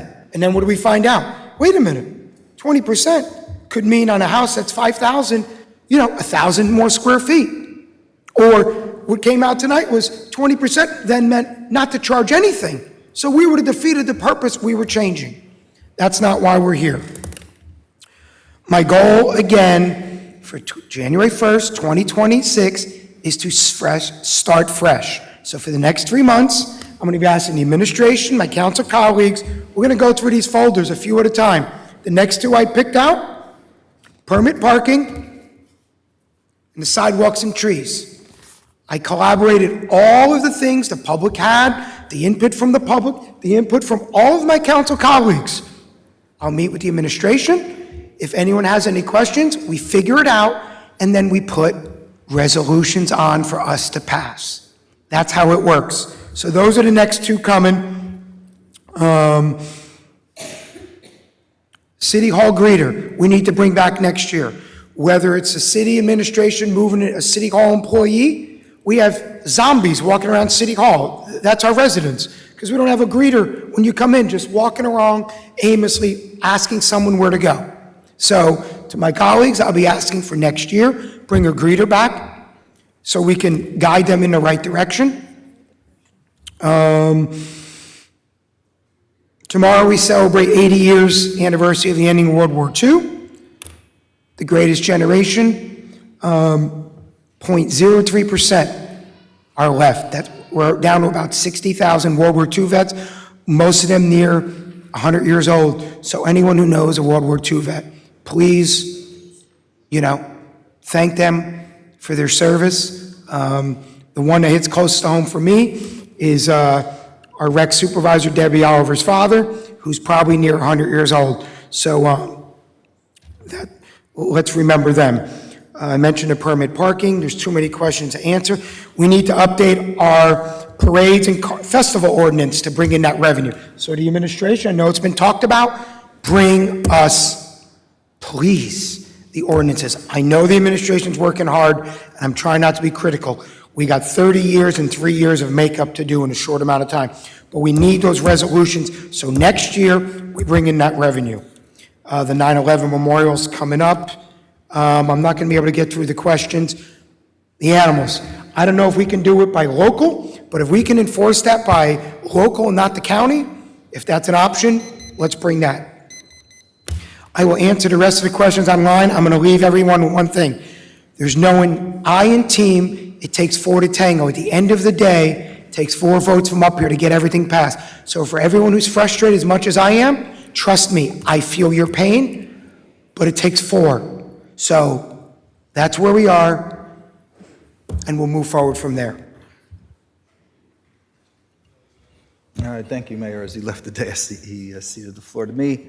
To Mr. Ciano, when you get a chance, give me a call sometime this week. I want to, my goal is to be a lifetime learner, and you're a realtor in town, so your expertise will help with my education, because I'm kind of interested in knowing how many 4,000 square foot or 5,000 square foot houses, those are mansions, are actually existing in Clifton. Because I know we're talking about, they're going to somehow game the system because we're putting in an exemption to protect the smaller homeowner. And listen, here's my calculation. Most Clifton lots are 50 foot by 100 foot deep, and the coverage on them is 50 square feet. So you got a 2,500 square foot house. You want to put a 12 by 9 bathroom on your house, you want to put 2 bedrooms on, that are going to be 12 by 14. Those are pretty healthy sized homes. You're going to be very happy to be continuing to live in Clifton. You're 444 square feet, you're well under 20%. Please invest in our community. I don't know how many mansions you know of that are 4,000 square feet and they're like, oh, I can beat $2,500 by going to 5,000 square feet, so let's go. Particularly when AI tells me that construction costs are somewhere around $200 a square foot. So that little guy on that 50 by 100 lot who's scraping up $90,000 to be able to stay in Clifton, we're going to somehow try and bang him for an extra $2,500. And you know what? I tell you, what also makes me sad is tonight, I don't know if anyone ever saw the video of Senator Feinstein and the coaching that she was given, and you know, I just thought to myself how this woman destroyed her legacy by being misled by people, and I witnessed that tonight, and it makes me pretty sad as well. We paid $150,000 to a forensic auditor, and they identified that one of the problems with the previous council was that they hid tax increases by using the general capital fund balance and by using the reserve for debt service as one-time revenues to hide the fact that taxes went up. And this council for the past couple of years has been using American Rescue Plan money instead. This year, American Rescue Plan money went out, and so despite spending $150,000 to get advice that says, don't use general capital fund balance, don't use reserve for debt service to hold down taxes, we adopt an amendment to the budget that does exactly that. So anyone who's going to sit here and say it's $150,000 well spent, if we're going to ignore expert advice that we paid dearly for, then I'm going to argue that it probably isn't money well spent. Because this budget, in order to achieve what it's trying to do, is cutting $7 million worth of capital projects. Projects for improving parks, projects for putting in traffic safety, traffic calming measures, flooding issues. That's all been cut in order to get us down to 6.6 cents as a tax increase. And you know, the idea that we have cut the money that was put in the budget to plow the roads when it snows and to salt the roads when they're icy has been cut. It seems to me that we are putting together, once again, a disingenuous budget for the public, and we're going to continue to hear the same complaints, and we're going to sit there and look them in the eye and say, hey, but we kept your taxes from going up $4 a month. In the spirit of transparency, and I don't know why our agendas have now gone to just listing personnel items instead of the actual items we're going into closed session for. Confidential 1 was the police chief's contract. Confidential 2 is council and employee health benefits. Confidential 3 is an update on a liability complaint. against the city related to a zoning board decision, and we all know that the statutory CFO salary was moved into a closed session for discussion. I was on vacation last week, so I was unable to attend the Municipal Alliance Committee meeting. If one of my two colleagues who was in attendance can give us a report so that the public can be informed. And, I'm going to respectfully disagree that the greatest transparency for the public comes from discussing these issues in front of the public and not to be decided amongst a small minority and then pushed through amongst the dais without all voices being heard. And if it bothers you that it takes so much time for us to explore things and get it right, then that's really not an issue that perhaps you're in the wrong vocation. The Halloween festivities are going to be at the City Hall Municipal Complex. As an announcement from Recreation, there's also going to be an apple pie contest on the same day. This is both October 26th, Sunday. And then real quick, Mayor, on October 5th, which is a Sunday, 2 p.m. at the Upper Montclair Country Club, is the 25th year anniversary of the Art Center. It is their major fundraiser, 3-course buffet lunch, gift baskets, cash raffles, a cash bar. If you want to support the arts in Clifton, you can go to cliftonartscenter.org to get your tickets. But seating is limited, and they are starting to move towards sold out. So if you're considering on supporting the arts in Clifton, please go to cliftonartscenter.org and come to their major fundraiser. Thank you, Mayor. Thank you. Just really quickly, because I want to move the meeting on. Just for the gentleman out in front, I had some thoughts. And same thing to legal. When we go out to these restaurants and they're having entertainment illegally, can't the cops just stop them instantly? If they're breaking the law and then they leave and they continue to do this, what's the fine going to do? They should be able to walk in and say, hey, you're breaking the law, we're going to wait, shut it down, and that's it. Same thing with people with noises in their backyards. They show up, they say, listen, you passed the time limit of noise, that's it, shut it down. Because when they leave, they turn it back on. So isn't there some way they're breaking the law? I believe that's the way they handle it, Mayor. The text message I got from the health officer indicated that when his inspector went out, that's what they instructed them to stop. They should automatically stand there and make sure that the DJ or the entertainment walks off the stage or it ends. And a lot of times I don't think that doesn't happen because they leave and the music goes back on. So they're breaking the law. They should stop them immediately. So I don't know if that's the procedure, but if I'd like to look into that a little further, that they wait until that noise is over. Because I understand, they leave, they come back, people making noise, they continue. So there should be some, I don't know what they do, I don't know what the police do, but they should wait there and that's it. It's over, it's over. This way the neighborhood could go to sleep. But I'll speak more about with Tom another time. Mr. Mayor, out of respect for our colleague who's convalescing, I thought since we have some very important confidential items still remaining and the discussion items are a little less critical in nature, I'm going to make a motion to suspend the rules of order to go back into executive session first and then resolve those issues and then resume the meeting as normal. I'll second that. Okay, so then that's what we'll do.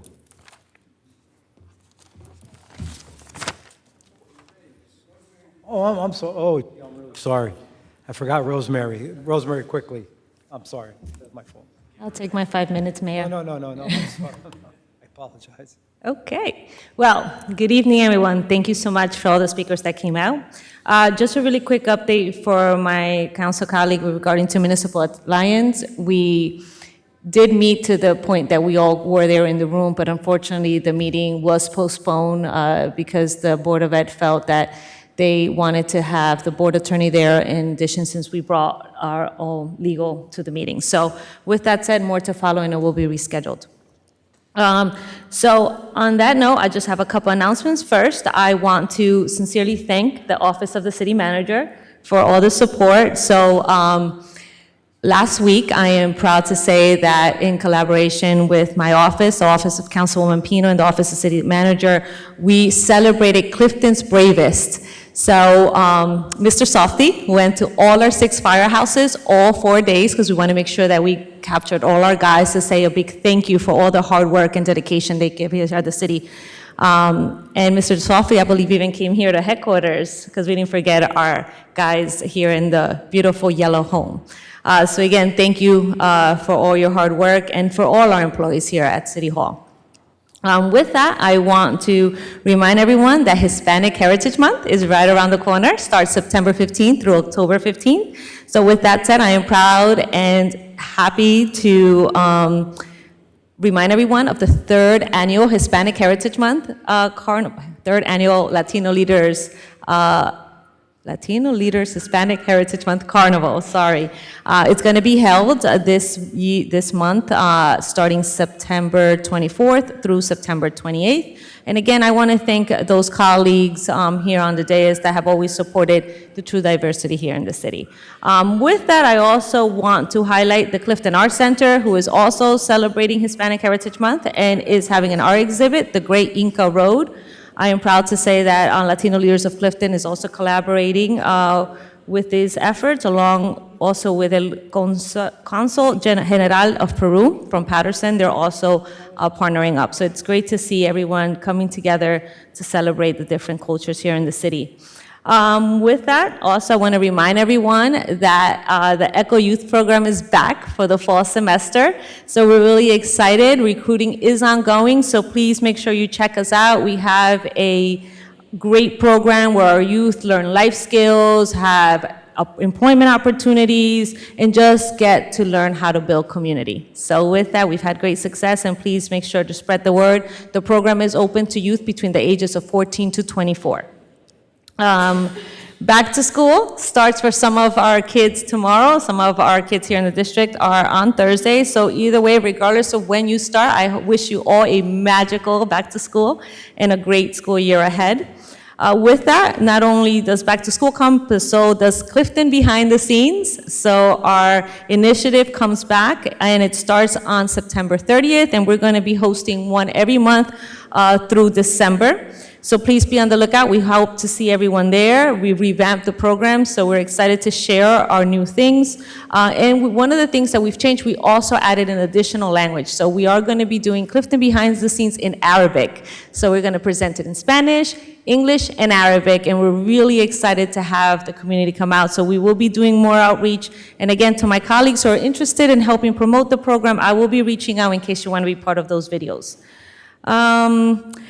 Chris, you spoke about the Exploratory Revenue Committee. I think that's a great idea. I actually brought it up a couple of meetings ago at the agenda, and I've already been in talks with our city manager, so as soon as we pass this budget, we are planning to sit down with department heads to figure out a plan. So I will invite you to those meetings, and hopefully we can continue to work towards revenue generators, because that's always what I've been saying, right? Revenue generators. How much can we cut until we can't cut enough and it starts affecting our quality of life? There's certain things that we can't continue to compromise on.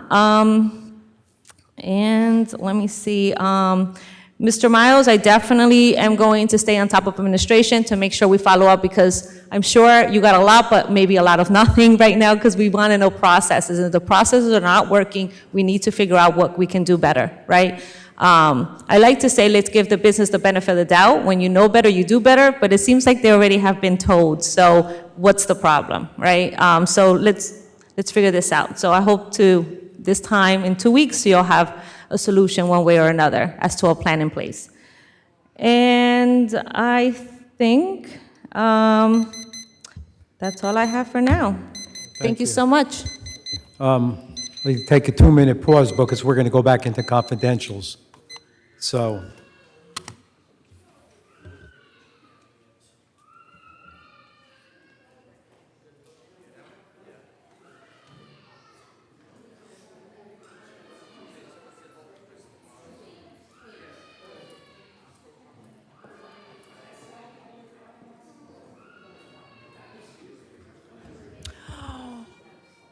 Whereas the municipal council deems it essential to, in the furtherance of the public interest, to discuss in closed section as expressly permitted by NJSA 10:4-12, the following subjects to be discussed as per the agenda and resolution: personnel matters to be discussed, litigation matters to be discussed. Now therefore be it resolved that the public shall be excused and excluded from this portion of the council's meeting to be held on September 2nd, 2025, at which time said subject shall be discussed, and be it further resolved that the discussion held at such closed session can be disclosed to the public on or about the time the matter is concluded. Motion to go into public session. So moved.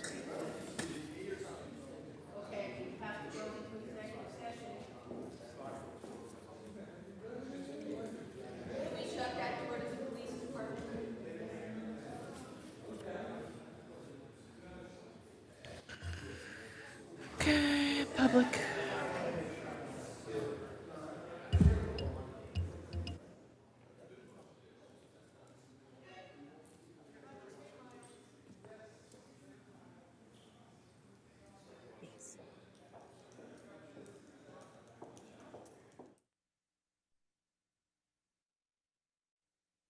What are the separate ones first? We can figure that We out need while to we open wait. the Wait, doors. Kathy. We only have one. Which one?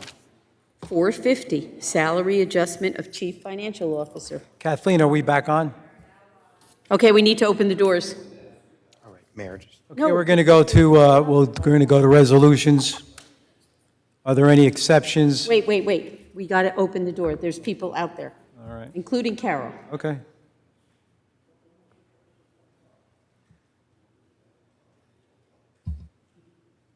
One of those lounges isn't one of them. What? The one we have right now, What? the lounge. It's the big one from last week. Ruba, yes, yes.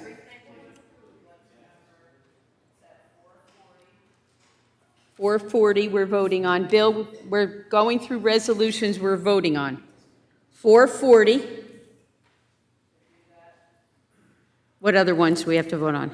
440 is what? Is the claims list. Claims list. So let's do that. Separate roll call. What's roll call on the? claims Motion list? to approve the claims list. Second. Roll call. Councilman D'Amato? Yes. Councilman Gibson? Yes. Councilman Kalojay? Yes. Councilman Latona? I didn't review the bills yet that were sent to me, so abstain. Councilwoman Pino? Yes. Councilwoman Sadrikula? Yes. Mayor Grabowski? Yes. 6 yes, 1 abstain. Resolution passed. So now everything else. We have Except separate roll. 450. 450. 450-25. Okay, Bill, this is the resolution authorizing the salary adjustment for the chief financial officer. Move it. We're doing it Do I have a separate. second? Second. Who's second? I have a roll call.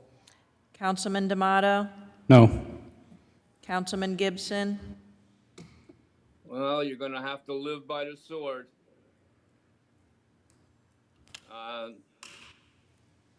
I'm going with my colleagues. I'm going to vote no. Councilman Kalojay? It's a statutory requirement, and we're going to wind up paying the statutory salary and then legal expenses. I'm voting yes. Councilman Latona? No. Councilwoman Pino? I wonder if we were legally responsible for anything that we voted on that cost the taxpayers money, that was just poor decisions and against what legal recommends, if we would be so quick to vote no, no, no on all these things that legal is saying is going to cost us money. For $16,000, we might be costing us over $100,000 in litigation because he is absolutely going to go there. So with that, yes. Councilwoman Sadrikula? Nope. Mayor Grabowski? Yes. 3 yes, 4 no. Resolution failed. So we're done. Okay, hold on a second. Really? Move the group? No, we're saying that we already moved it in work session, right? So Yeah, we moved everything in the Okay. work session. we can just go back to 443-25. I want to make sure that the bid specs for Third Street improvements is including traffic calming. Right, we did that. We said I that. understand that. I just want to clarify for the public that we are looking to replace temporary with permanent solution. Yes. Okay. We also had Resolution 452-25, did not have an action item. Renewal of the entertainment. For which one? What was that? That's the Renewal of the Lounge- entertainment wasn't that from license. That's the resolution Yeah, that was to from renew the last meeting. entertainment license that we met last week, so I'll make that motion to move it. Second. Sorry, but I didn't hear the number on that. For what? 452. 452. This was, we heard them. Okay. That was from the last meeting. All right. So that was Councilman Kalojay. Who was the second? I'm sorry. Yes, and Councilman Letono gave it a second. Councilman D'Amato?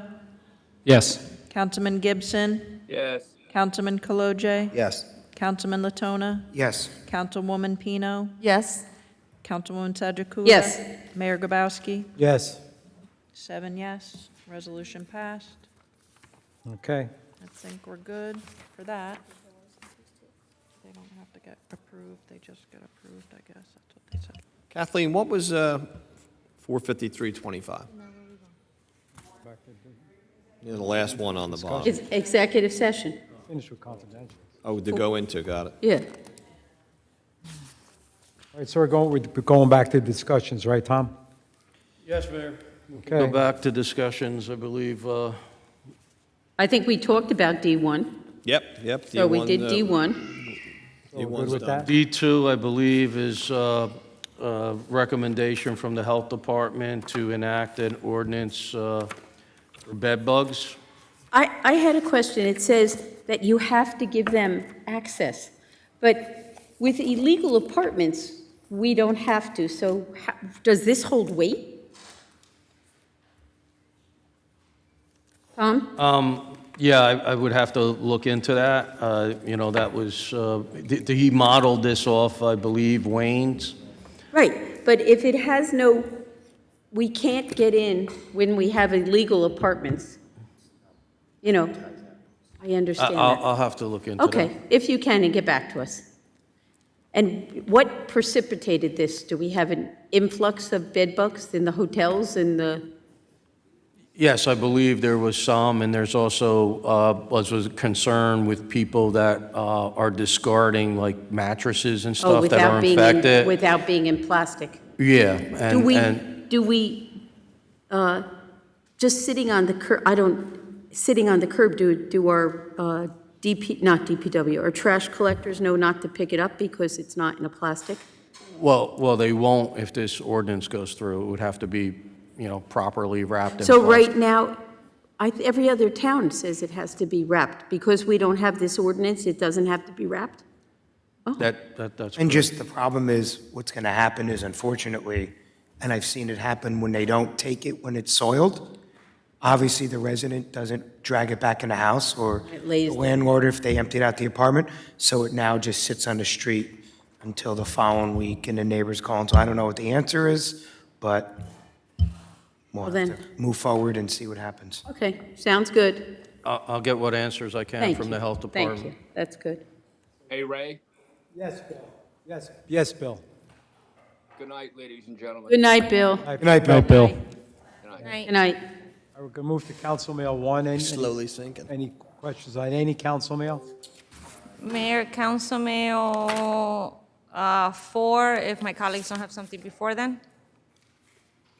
Yeah, do you have anything to say on 4? Yes, I do. Does anybody have anything? For Yes, I have, no, before that, no, but I'd like to talk about 4 too. Okay, so, so for Council Mail 4, I think it's great, the Candyland overview that was presented to us. So I guess my question through you, Mayor, to the city manager, is what do you need from us? Is that she's just telling us, are you against Candyland? I mean, what are we doing? Because I know she needs to start preparation and this needs to happen. Yeah, I believe she's just looking, for some consideration or a go-ahead, same as she did with the 5-mile run There were some questions. Councilman D'Amato's route was answered, and I guess that she's putting this, I asked her to put this overview forward so the council would have any questions or comments that could be returned to her. Mayor? Well, I look forward to see what are some of the comments from my colleagues, because I can tell you firsthand, this takes time to do and for it to be successful, and it's a disservice that we're doing both to Debbie and the Recreation Department by not giving her the green light. And on all truthfulness, I don't know if she necessarily needs the green light. She does events throughout the city regularly, but with that said, I'm interested to hear what are the concerns of my colleagues. Councilwoman Sadrikula, I guess? Yes, first of all, I guess people have short memories, but I did ask Kathleen because I knew we discussed this earlier in the year. So the Debbie says the event costs $9,201.42. Well, that's not exactly correct, because here's the memo when it was discussed in this council back in January, February. It cost $18,038, and that included $2,240.76 for employees, DPW, etc. They collected $6,696, so the net cost to taxpayers was $11,442.18. This cost, and Debbie says right here in this memo, that it's $8 per person. Ages 2 and under are free.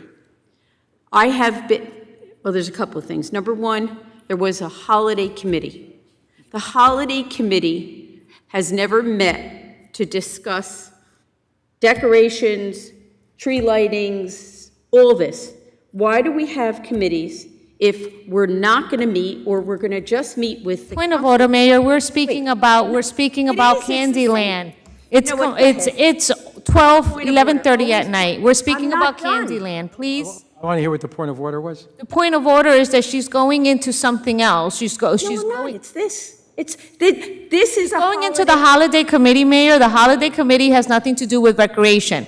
Recreation and the holiday committee are two different things. Debbie is not asking to decorate City Hall. Debbie is asking to put an event for the community, something that she has been doing. It's a staple now in the community since she started doing it back in, when did she, 19, and when it has it here. I apologize, but anyway. All right, no, we're staying on the topic of Candyland. In 2009.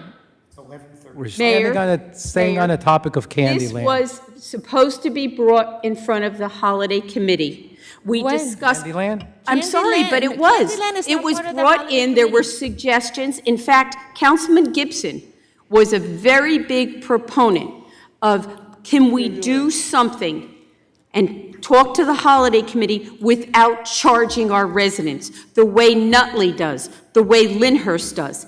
The holiday committee, it was supposed to have been brought to the holiday committee, but the holiday committee decided to meet either by themselves with council members and or the city manager, and never invited the public members to the committee. So no, it has everything to do with this. And my firm belief is we should be able to do something for the cost that it cost us for something to be free for our residents. So what do you suggest, Councilwoman? Because you have so many ideas, but where's the action? Because you want... I'm not on the holiday committee. I'm just really curious. Somebody who has all these ideas, where's your call to action? Councilman, first of all... Can we move on? It's 11:35. We're talking about... Right. Yeah, we're talking Recreation about... Committee, So, I mean, the committee I'd like has to make a nothing to do motion. with We Candyland. schedule a committee meeting for the holiday committee for the Christmas stuff. Make a motion to move Candyland forward. I wanted to do it all in one day as a tree lighting. We got bigger things to worry about. I'd like to have seen it in one day. Can you finish your motion, please? Because I think I'm going to second. But we have bigger things to worry about, so I'll make the motion for this year to push Candyland forward. I would like to see us find a $2,500 sponsor and bring the ticket prices back down to $5. Would I like to see it for free? Yes. But for at least now, to get people to go, because I did see last year you have families. If you got a family of 4 or 5, You start talking 40, 50 bucks, people may not come. So I will make the motion. Let's please move forward. Candyland, forward. Try to get a sponsor. Bring the tickets down to $5. Schedule a meeting for holiday committee so we can figure out the decorations. for Second. City Hall and move forward, Okay, please. fine. Okay. Any objections? Yes, I object because this was supposed to be brought in front of the Okay, then, committee. but- so the Objection committee noted. could The discuss it. objection is noted. Free, F-R-E-E, to residents. Okay, Free, objection noted. Free. Nothing's for free, Councilwoman. You should know that. So if Oh, you want yes, you something should for know free, it. maybe you should go out to Mayor, and do Mayor, the work you should be all doing right. as a councilwoman and Mayor. building bridges. Rose, we, Well, I'm sorry, Mayor, she's free. I Nothing's understand, free. we just What world does she voted. live in that things are free? We agreed. Tony What's made the next? motion, someone seconded it, we only had one objection, right? Okay. Okay, so we're moving on. And any other council mail? I don't think that's it. Let me look. That's it, then we, So, Council Mail 1 to the administration, did we let the state know from this letter that we passed the budget and it's moving through the process? Hello? I'm sorry, go ahead. Did we advise the state that we're reintroducing a budget and it's in the process because we got this letter? Yes, we about- did, and we got a nasty gram back. So I'll send you that nasty gram But in the morning. they were notified, right? Say it again? They were notified. They were notified, Okay, thank correct. you. And we got a response. Gotcha. so I guess that's. Second.